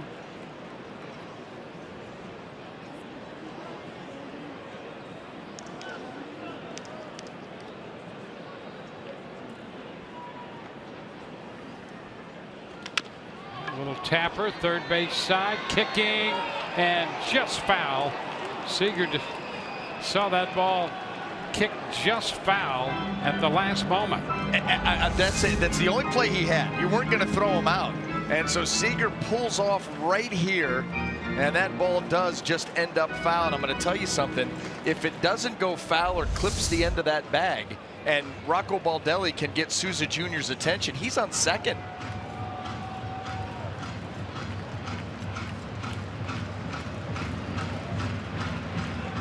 That ball rolled far enough away, and Gene Segura was not backing it up.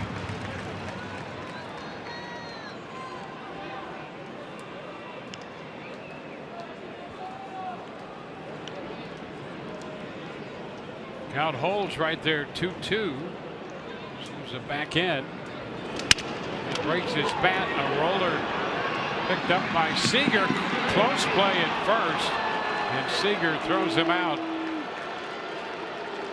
A very close play on that broken back ground ball, and Kevin Cash wants to take a moment before they release the 6th inning. It was very close. The Rays battling for any opportunity they have for a base runner.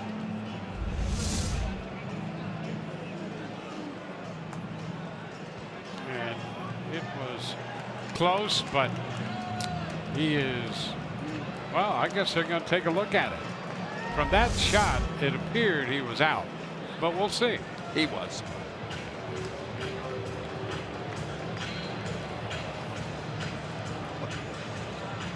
So they'll take a little time to take a look at that play.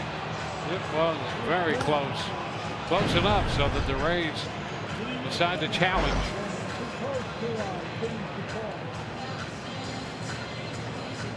Well, at this point, you know, you give anything that has any kind of shot a look. And in this case, the Rays will see. It's just been that difficult coming into this one. Over their last 13 games, the Rays had scored on average 1.7 runs per game. And so they're looking for any chance to get another base runner with some speed. So we'll see what comes of this.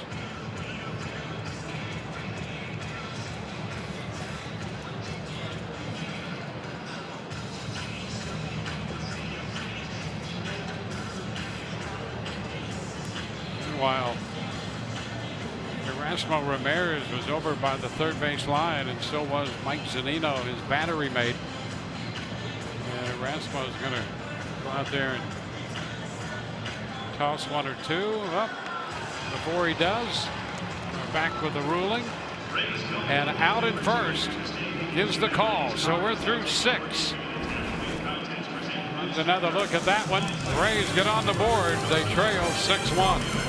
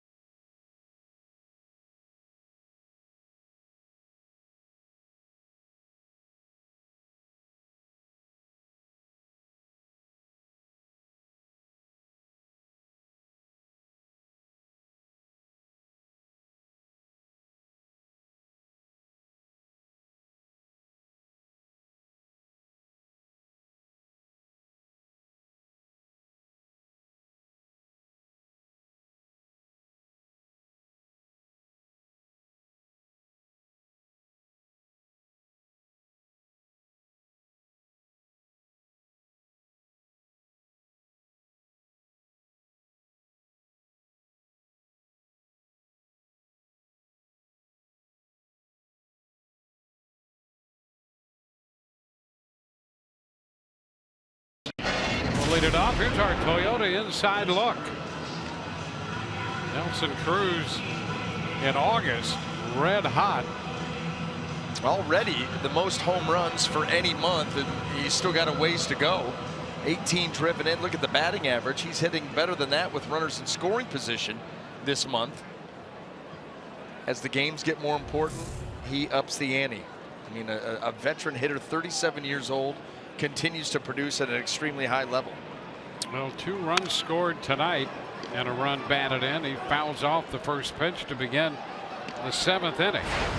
It's 97 runs batted in, leading the league in the top 10 in slugging percentage and on base percentage.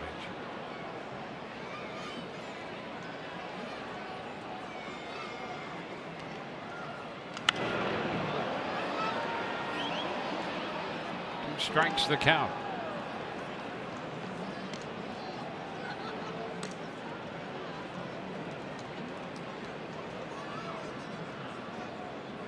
So both starting pitchers still around. It's lifted foul and will go out of play. Well, they had 90 pitches, these two starters, through 6 innings. The difference is Pruitt had faced 30 hitters and Ramirez 22 hitters. Yeah, he's happy all the time. And he has a 6-1 lead right now.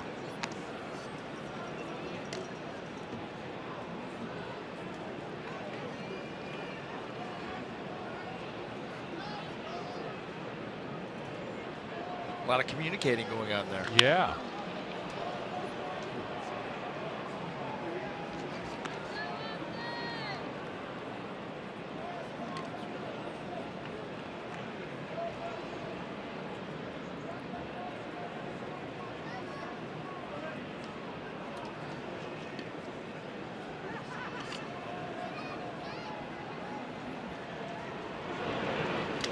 Ground ball. Charged by Echeverria.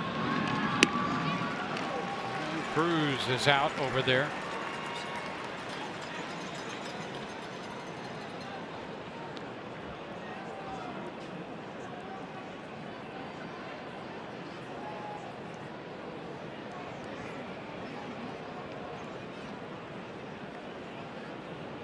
Number 15, SEAGER. One out here in the 7th. Kyle Seager about to step in. The Rays get some action in their bullpen. Chase Whitley. Which is foul back. 1 strike to count.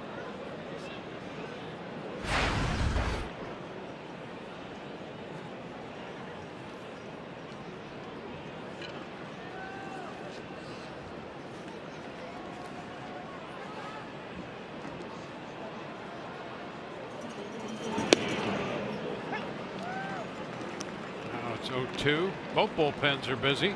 Both wearing number 47. Pazos, the lefty, up again. And Whitley, the righty, up in the bullpen for the Rays. And that might signify, and I think we even saw it, Erasmo Ramirez, his night more than likely over. Yeah, he had left that focused mode that you might otherwise be in. 1 and 2, it left that for the pantomime mode. We learned a lot.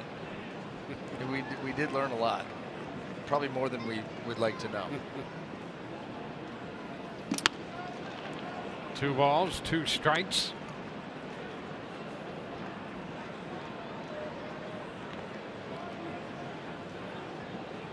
Cruz retired. 2-2 to Seager. Valencia on deck.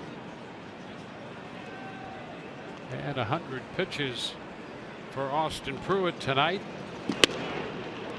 And he's going to go full up. 3-2 to Seager.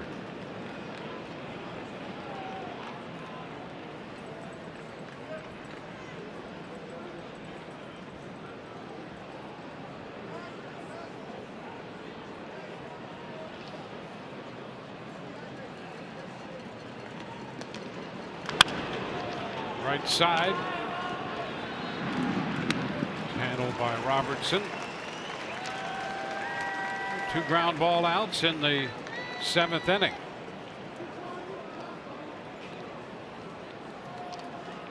Valencia will be the hitter. And we'll remind you every weekday morning, Skip Bayless and Shannon Sharp go head to head on the day's hottest sports topics, Undisputed with Skip and Shannon. It'll be weekdays from 9:30 a.m. to noon Eastern, only on FS1.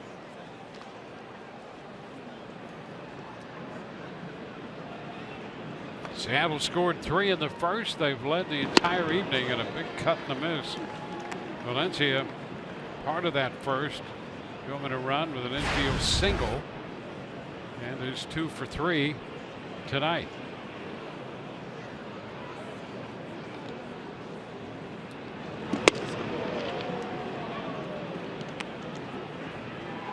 A ball and a strike. You continue to make pitches. You continue to record outs. And you never know what can happen here. Rays scored that run in the 6th. They've got 3 more at-bats coming against this Mariner bullpen, more than likely. And now 1-2. That's the one thing. You know it's going to turn at some point. You just don't know when. Could be here tonight. And really, you have a game like this where you're able to come back and do something special. Boy, that could really catapult you. Long way before that were to happen, but you never know. Yep. And that's why you continue to compete. Yeah, that's the thing, and that's the wonderful thing about baseball. You know, Seattle can't hold the ball and run the clock out. They've got to get you out. And so there's no time limits. We're well aware of that.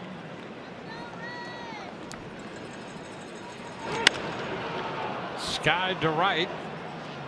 Souza Jr. is there to make the catch. We go to the bottom of the 7th inning. It's 6-1 Seattle.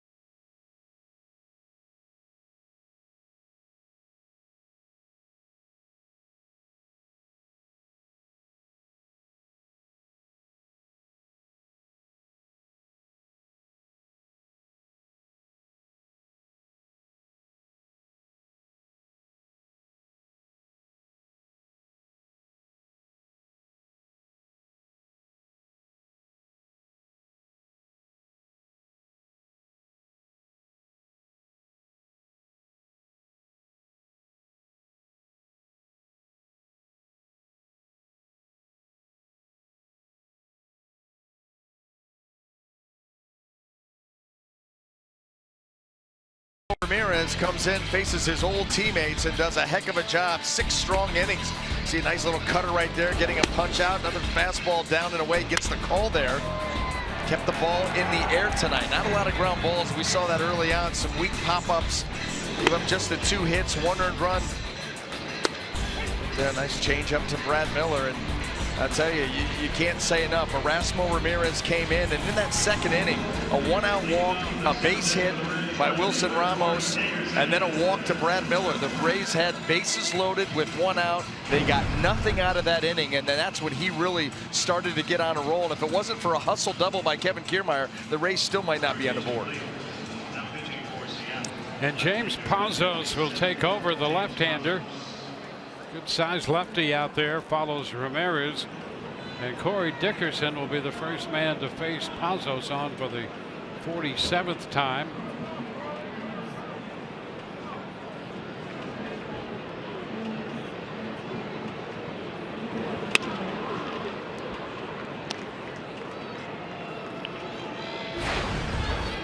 Want to know the count to Dickerson. Pazos on the hill. The Rays see a lefty now. Dickerson misses. Martin is in right field. Leonis Martin takes over for Valencia.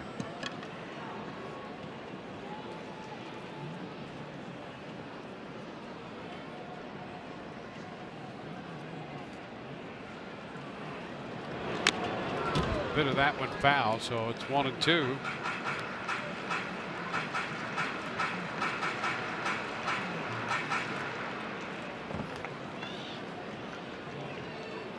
Been a rough stretch recently for Pazos. Go back over the past month or so in 16 games. He's given up 11 earned runs, 15 runs total in just over 12 innings. And he strikes out Dickerson. Well, tomorrow on Rays Live, the pregame show presented by your Gulf Coast Honda dealers, Jake Odorizzi will make the start for the Rays, and Orestes will break down Nelson Cruz. If you're thinking you might want to come to one of these games, Odorizzi makes a lot of pitches up. That leads to a lot of foul balls, so there could be more than the normal souvenir opportunity tomorrow with all the foul balls. And I still think that should be a giveaway at some point. The Jake Odorizzi foul ball, because he does lead the way. Position yourself and you've got a chance. And by position yourself, I mean just get into the stadium. 1 strike to count. Ramos lifts it out of play down the right side. Pazos, the one thing that you see from him already is he lights up the radar gun. Good velocity on the fastball. Watch him pull the ball out of his glove and how he hides it behind his body. And he tries to give the hitter just the most minimal time to be able to see that release point, not a big arm swing. And he hides that ball very well behind his body. There's a liner up the left side, headed to the corner. Kicks out of the corner. On his way to second, Ramos, and he's going to make it standing up. Down in the count, Ramos picks up his second hit of the night. This one good for 2 bases. They got a slider that's working his way towards him. It's down and in. He just drops the barrel. That's all. Follow that ball down there. Shoots it down into the corner. Hustles his way to second base.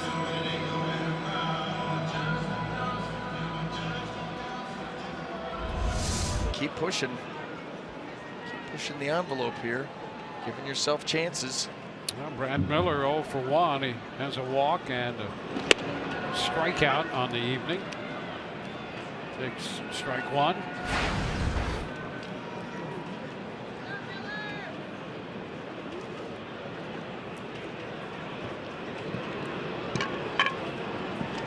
And a big cut at the fastball. Fastball up. And Miller went after it.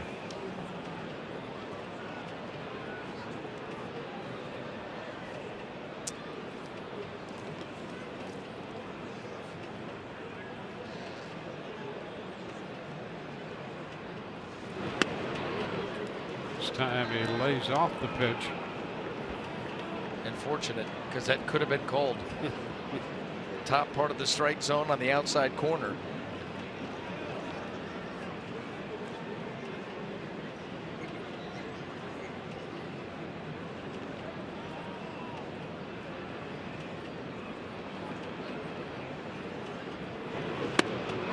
Miller out on strikes on the fastball. You know, right now for Brad Miller, that swing has just gotten a little bit long, and that's what's keeping him from being able to get to these pitches. You know, that's a fastball that's not elevated. It's right out over the heart of the plate, but watch how long the swing gets, and he just ends up dipping underneath it.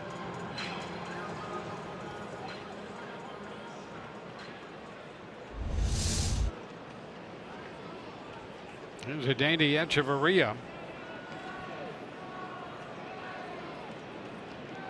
Rays have been limited to 3 hits tonight. 1 run, 3 hits. And Echeverria swings through the high fastball. Mid-90s from Pazos.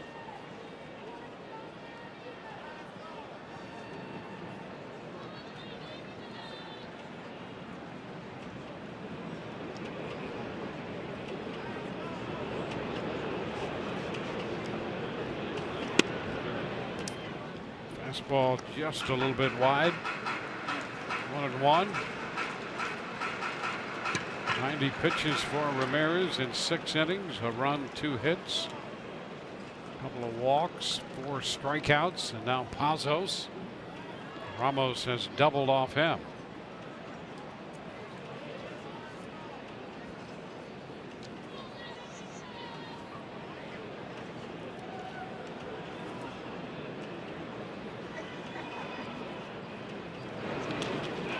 Did he go?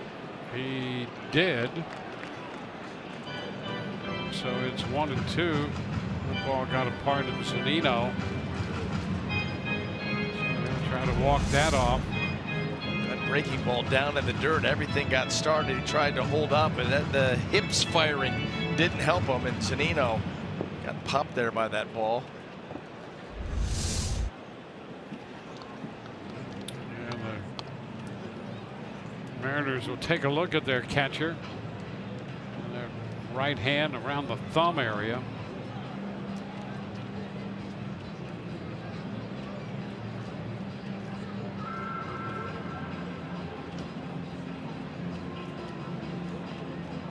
This has been all Seattle tonight. They scored 3 in the first, added 2 runs in the 4th inning and another run in the 5th. The Rays finally got on the board with a run in the 6th.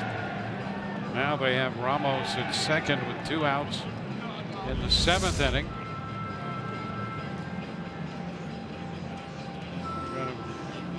Just above the thumb there.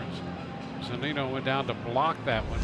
Yeah, that's a reminder of that hard hit ball off the glove hand of Evan Longoria. Remember when he took one in a similar area.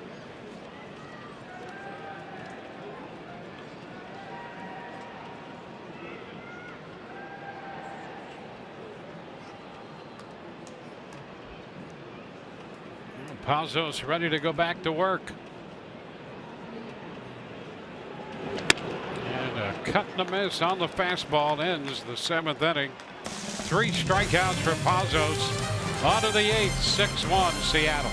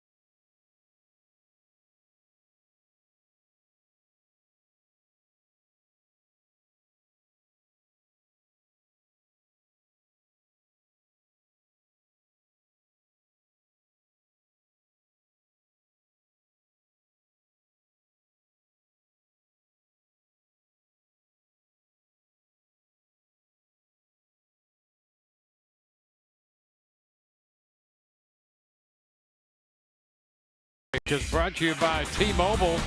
We go to Baltimore.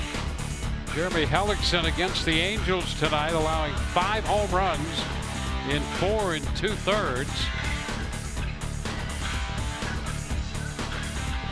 Angels building a 7-4 lead. That game's in the top of the 5th inning.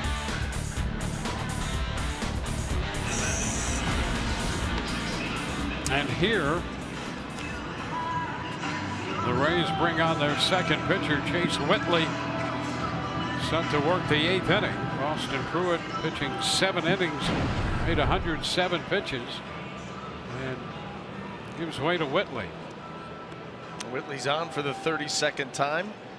ERA in the mid-3s at 3.45. He's going to go up against the bottom of this Seattle lineup, but as we documented, Gamble has swung the bat well tonight. Heredia has been swinging the bat better as of late. Zunino. So there's really not a soft spot in this lineup, not here tonight and not recently. Yeah, the bottom 3, they've had 9 plate appearances and have been on 6 out of the 9 plate appearances.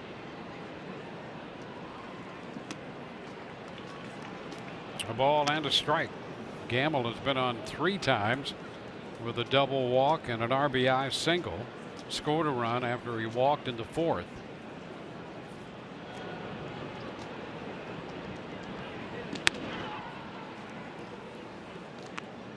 2-1 count.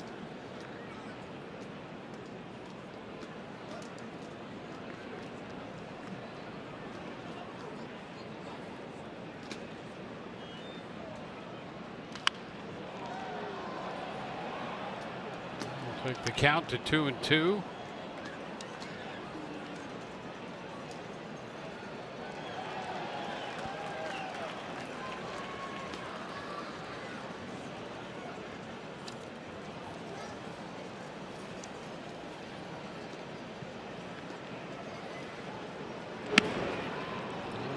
Goes full here on Gamble, who, as we mentioned, has already been on base 3 times, and there's Heredia on deck. Tonight was a pitch count high for Austin Pruitt, 107. Ground ball. Robertson is there, and the throw to first in time. Gamble retired for the first time. That opens the 8th.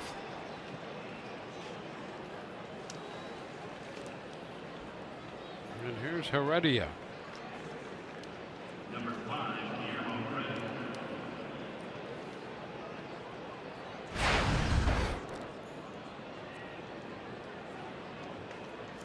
He doubled to the left in the 4th inning.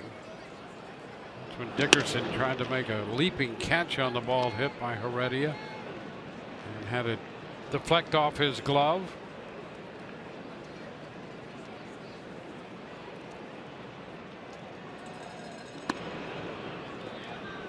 Two and 0.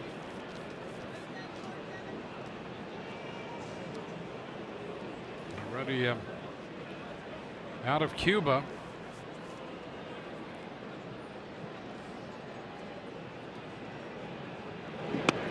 There's a strike. 2-1.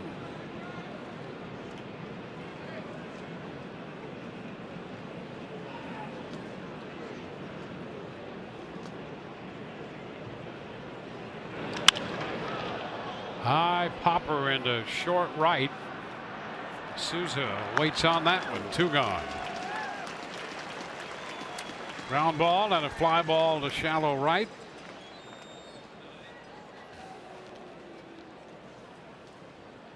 And it will be Mike Zunino. Chase Whitley getting another opportunity here with the Rays, and he's one of the guys coming out of that bullpen that can give Kevin Cash a little bit of length, cover some innings in case something doesn't go particularly well. It looked like that was going to be the case here with Austin Pruitt, but he was able to right the ship and at least get deep into the game. Zunino's on his way to second with this one, and he's going to be in there with his 2nd double of the night. Dickerson played the carom off the wall. 17 doubles on the year for Zunino. Yeah, that's a little backup slider, and it stayed middle of the plate, somewhat down.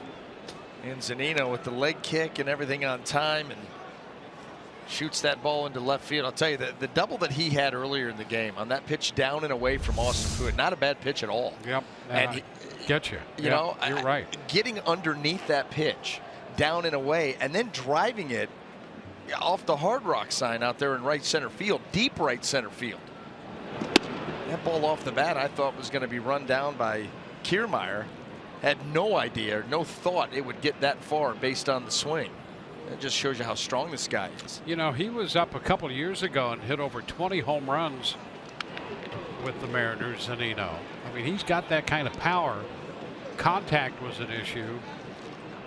He had under 200, but he had 22 home runs and averaged a little over a strikeout per game. Yeah, there were high expectations for Zunino, no question about it. And again, that average was down. I think it was 220 coming into play, but had what, 18 home runs? He has 18 home runs and 17 doubles. I mean, there's some pop and production down in the order here. He's hitting 9th tonight. Yeah, can hide him down there, let him catch and take big rips.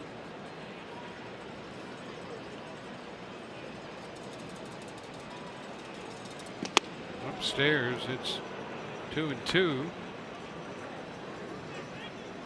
here's the other thing about Zunino. He's still only 26 years old. Yeah. Yeah. So he could be around Seattle for quite a while. Especially with the position that he plays. Such a premium put on that position. And Segura out on strikes. We go to the bottom of the 8th. 6-1 Seattle.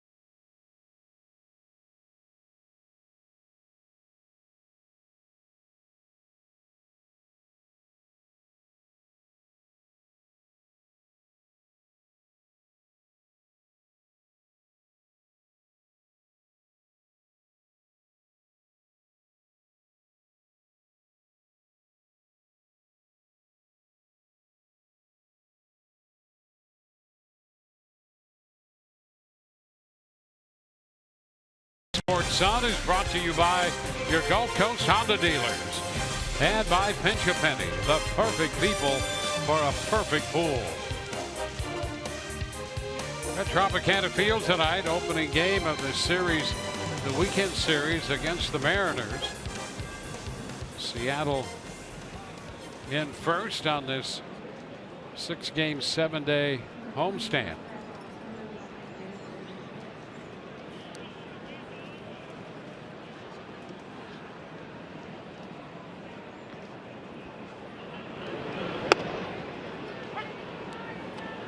Pitch to Daniel Robertson. 1 strike the count. Pazos struck out 3, gave up a double in the 7th. Fly ball into center, and Heredia makes the catch on this one. 1 away in the bottom of the 8th.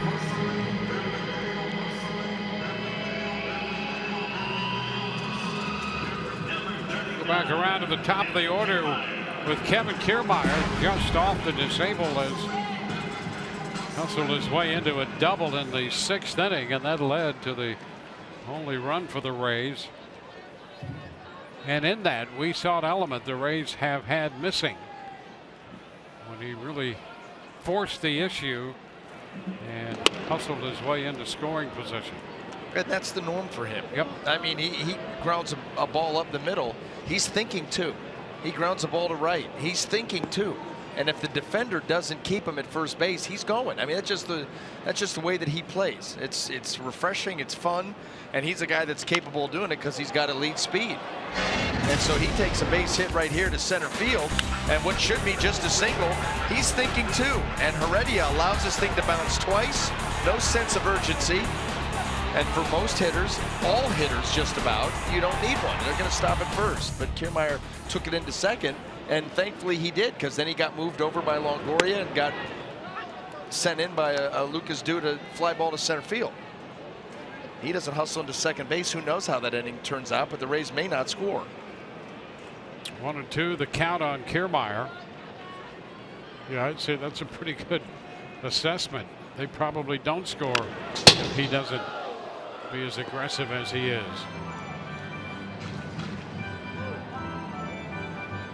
And runs have been at a premium for the Rays.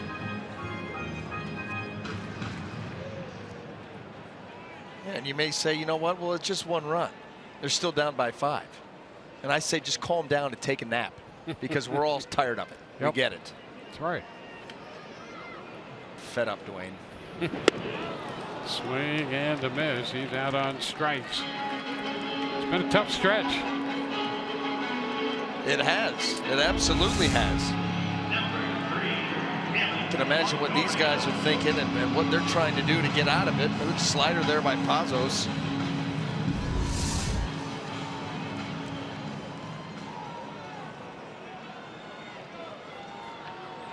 I mean, this game is tough to figure sometimes, and this is a prime example. LONGORIA pops it up. That's a foul ball. Alonso there to make the catch. We go to the bottom, or actually go to the 9th. We're through with the bottom of the 8th. 6-1 Seattle.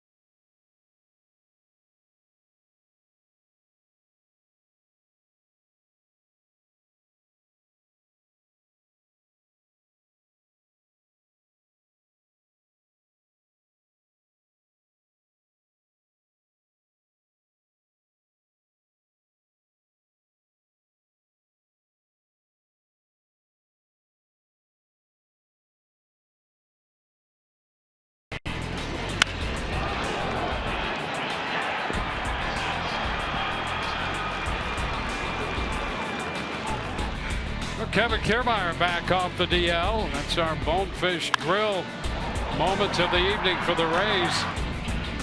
Good to see Kiermaier back in this uniform. It absolutely was. And you know, like right there, even hustling that play out. We already showed this one right here. He's going to hustle himself into a double. That defensive play, the deep play, you're thinking quickly on your feet.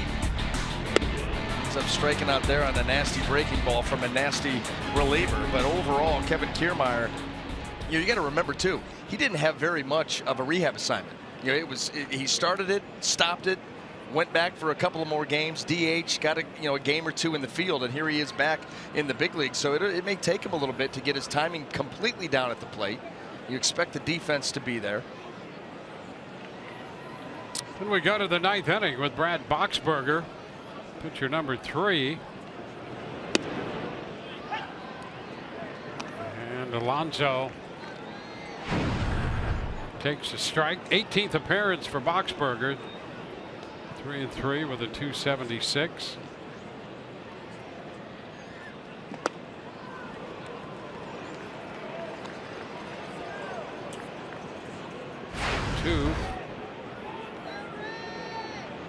Rays got 7 from Pruitt, 1 from Chase Whitley, and now Boxberger.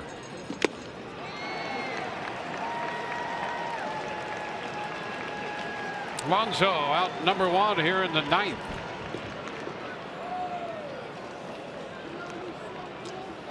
And Robinson Cano. He was part of their 3-run first. Seattle put up 3 in the first, 2 in the 4th inning, another run in the 5th. The Rays got on the board in the 6th.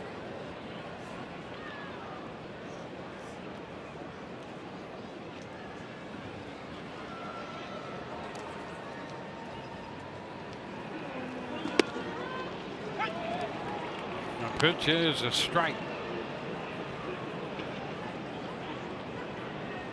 You wonder too, you know, how tired this team is.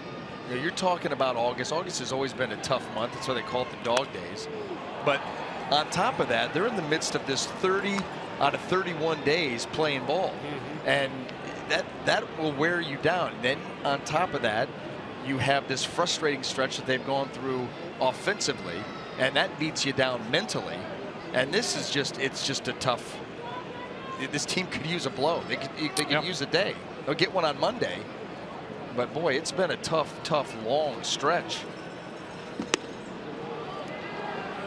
1-2. Well, it's tough. Number one, you don't want to admit that. You don't want to admit it to yourself, right, or to anybody else for that matter. And that's one thing about this team. This team's not made excuses. They've acknowledged that they're frustrated. They don't know exactly how to get out of the spot they're in. But we haven't heard complaining. We haven't heard excuses. And to the point where Kevin Cash had said, look, I know I'm the guy who's supposed to have answers. I don't have any answers. Because you just don't see what has happened to the Rays so much as we've seen now.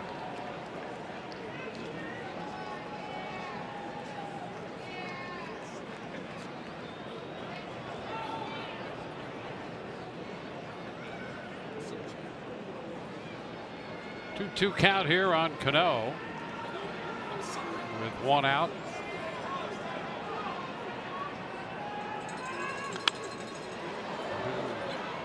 Fouled again.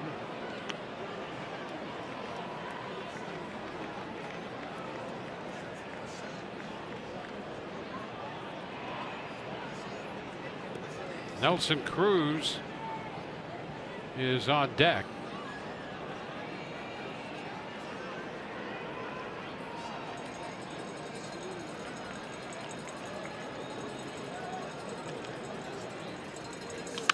Little tapper foul, or fair, just back of the bag, and over to cover is Boxberger. And Cano is out number 2.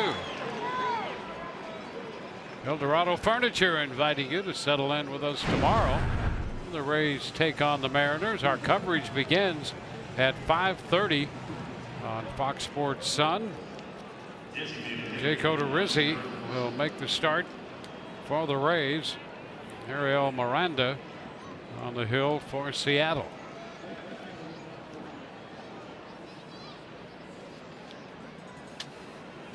The pitch fouled back by Nelson Cruz. Strike one. This has not been a good half inning for me, Dwayne. Taking a lot of heat.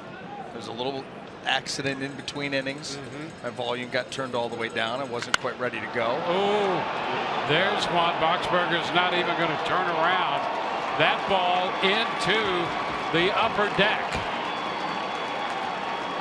Cruz jumped all over that one and hits it into the upper deck in left field. That's his 30th home run of the year, and it did not take any time at all for that one to get out of here. And it's 7-1. We talked about how he's been swinging the bat here in the month of August, his best month. He adds to that total, his 9th home run in August, and that ball absolutely smashed to get it up into that upper deck and make the trip around the bases. That was a missile off the bat of Cruz. SEAGER hits a little popper into short left, and that's going to fall for a base hit. Dickerson makes the pickup there. Well, that face said it all. A little Gorf shot there by Kyle Seager. I don't know if he knew where that ball was when it came off the bat. Right fielder, Leonis Martin. The Seattle lineup, the bottom of the lineup has gotten the job done. The top of the lineup got it started in the first inning, and they just have not looked back. So Seager's aboard. Leonis Martin will be the hitter.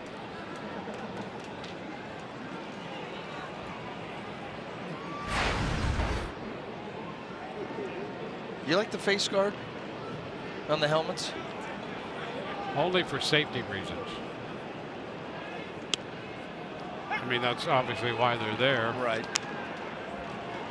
I actually like them better than that full flap. Yeah. Aesthetically speaking. No, I agree. I'm not a big add-on guy. Obviously, don't like the double ear flaps. Some guys do. All that stuff. But this is, if you're going to do it, that's not a bad look. Yep.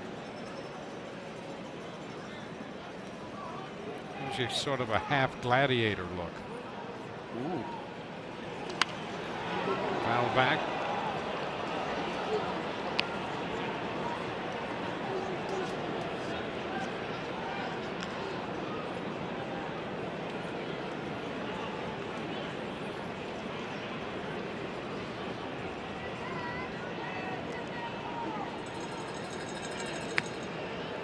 Pitch is down. It's 1-2.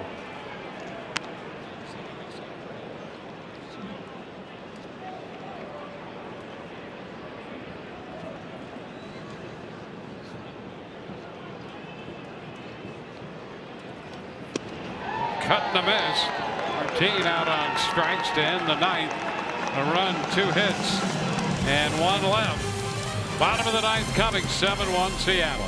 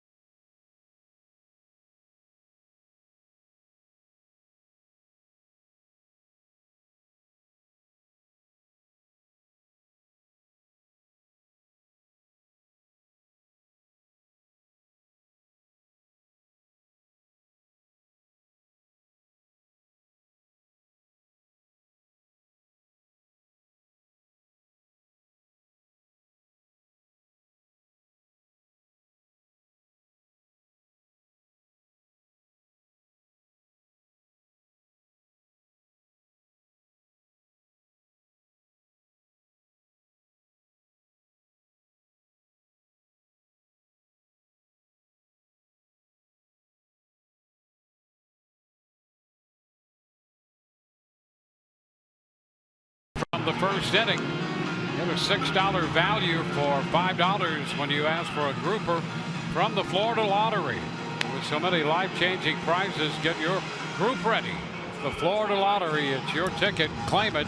Must be 18 or older to play. Play responsibly.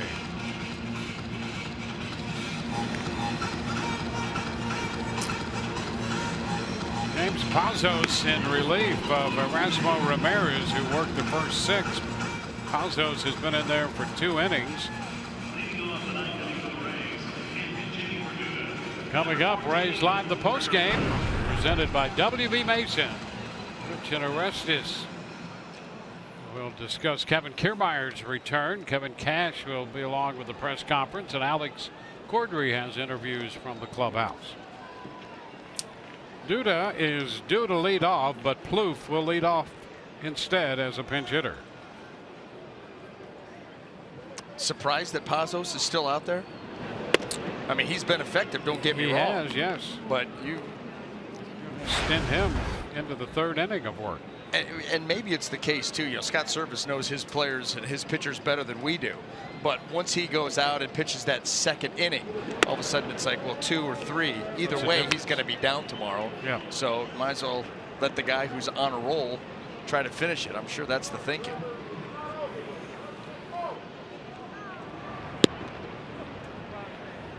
One count here to Plouffe.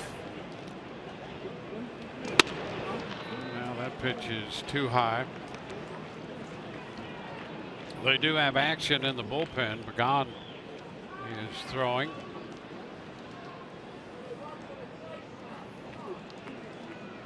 We'll see what they do.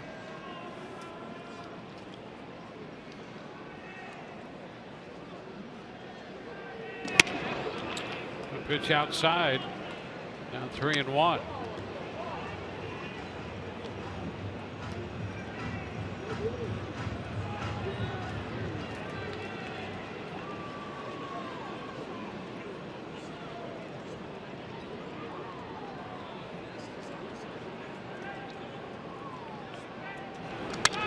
It's foul right back over the screen. The count is full. Buffon hitting against the lefty. Duda drove in the run for the Rays with a fly ball to center tonight, scoring Kiermaier. Steven Souza Jr. on deck, and Corey Dickerson due to follow him. Foul ball right back.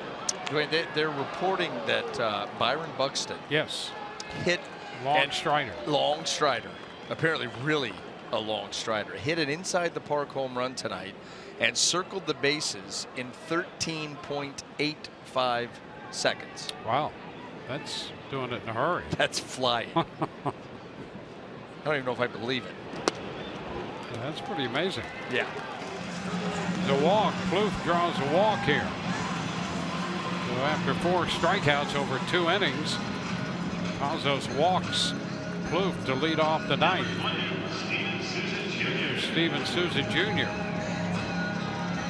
A good time for Souza Jr. to get off the schneid against lefties. Mm-hmm. Why not? Yeah, right here. This number right here, 25. All 25 against righties.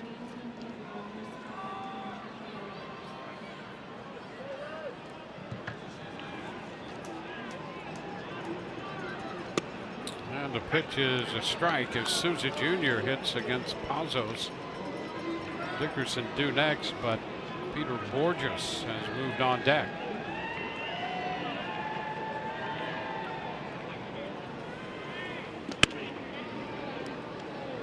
And it's 1-1.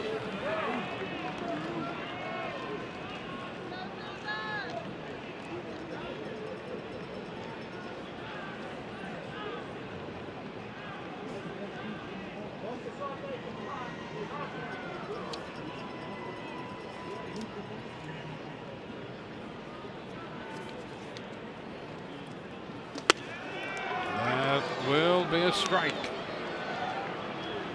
Takes the count to 1-2. The Pazos fastball in there.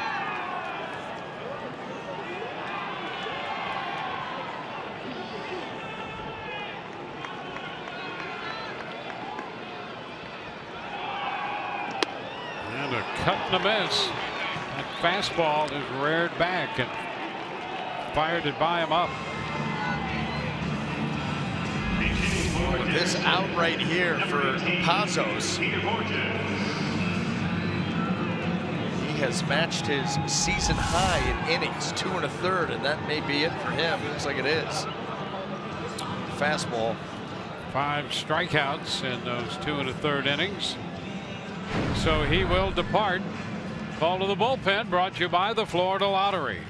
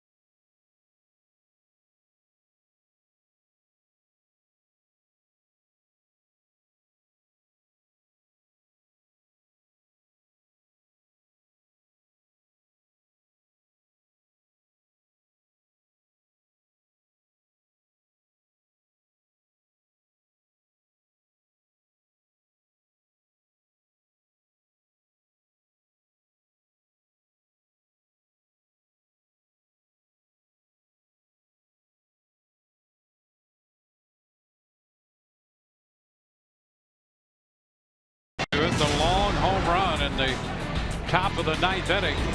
No official estimate on the distance on that yet, but boy, he's had a big night. Boy, he certainly has. You know, a double in that 3-run first inning, and then he gets down and gets that pitch that's down and out over the plate, and then a mistake by Brad Boxberger that gets launched into the upper deck.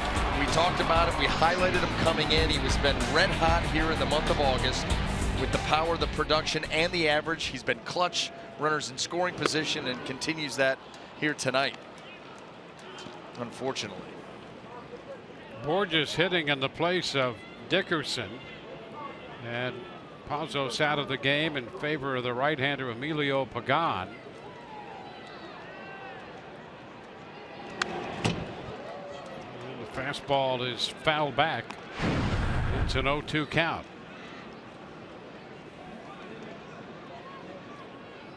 Opponent's average for Pagan, 171, a strikeout an inning. 16 games so far here for the M's.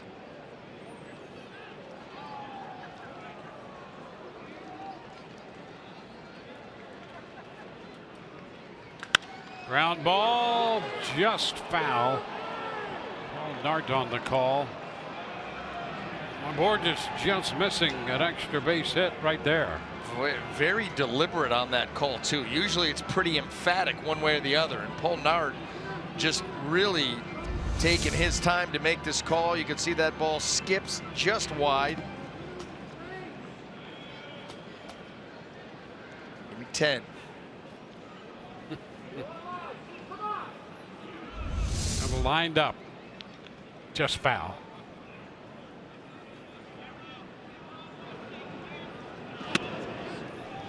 Wide there, 1 and 2.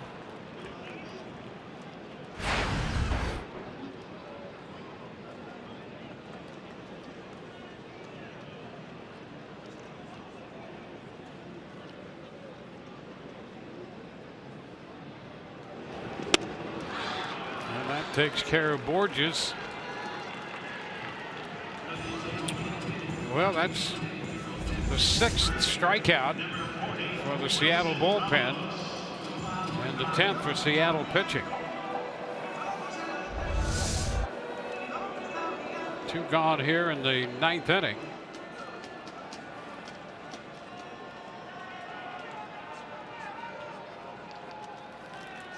Now Wilson Ramos up here, 2 for 3 tonight. Rays with just 3 hits. Ramos has 2 of those. He had a nice series up in Toronto, swinging the stick, and that'd be a nice addition here for the Rays. Get Wilson Ramos going. You know, the kind of power that he has. We saw that in Toronto, a couple homers. Up the right side, that's going to be a foul ball out of play. It's 1-1.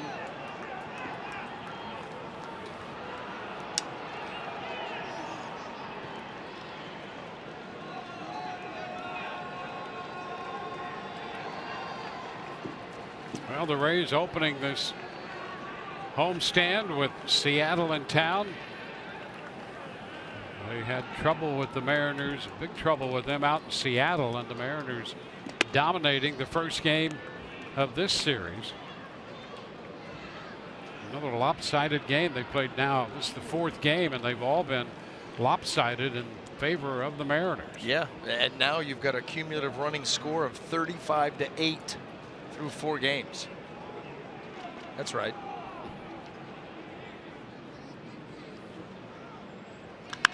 High pop fly foul up through the rings again, and this one out of play. And the count is 2-2 to Ramos. Plouffe, who was on first, lost sight of that one. Easy to do, and he was all the way around third and approaching home when he looked up, and there's Ramos standing there. At least he was hustling. Yep.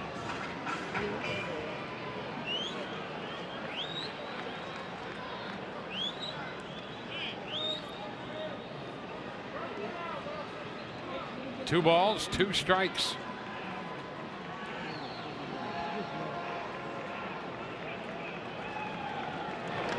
And a liner into right center field. The Rays runner Plouffe was off running, and he'll go to third on a base hit. So Ramos has his third hit, and the Rays have their fourth.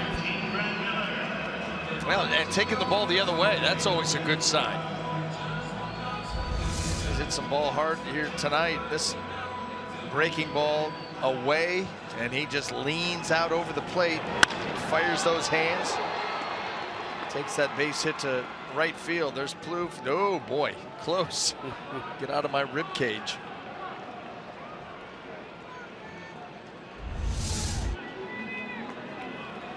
Well, here is Brad Miller.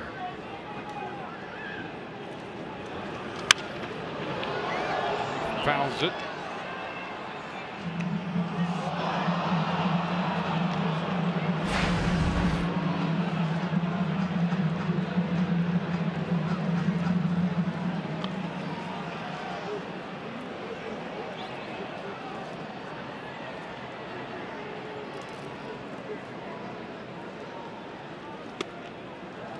And now 0-2.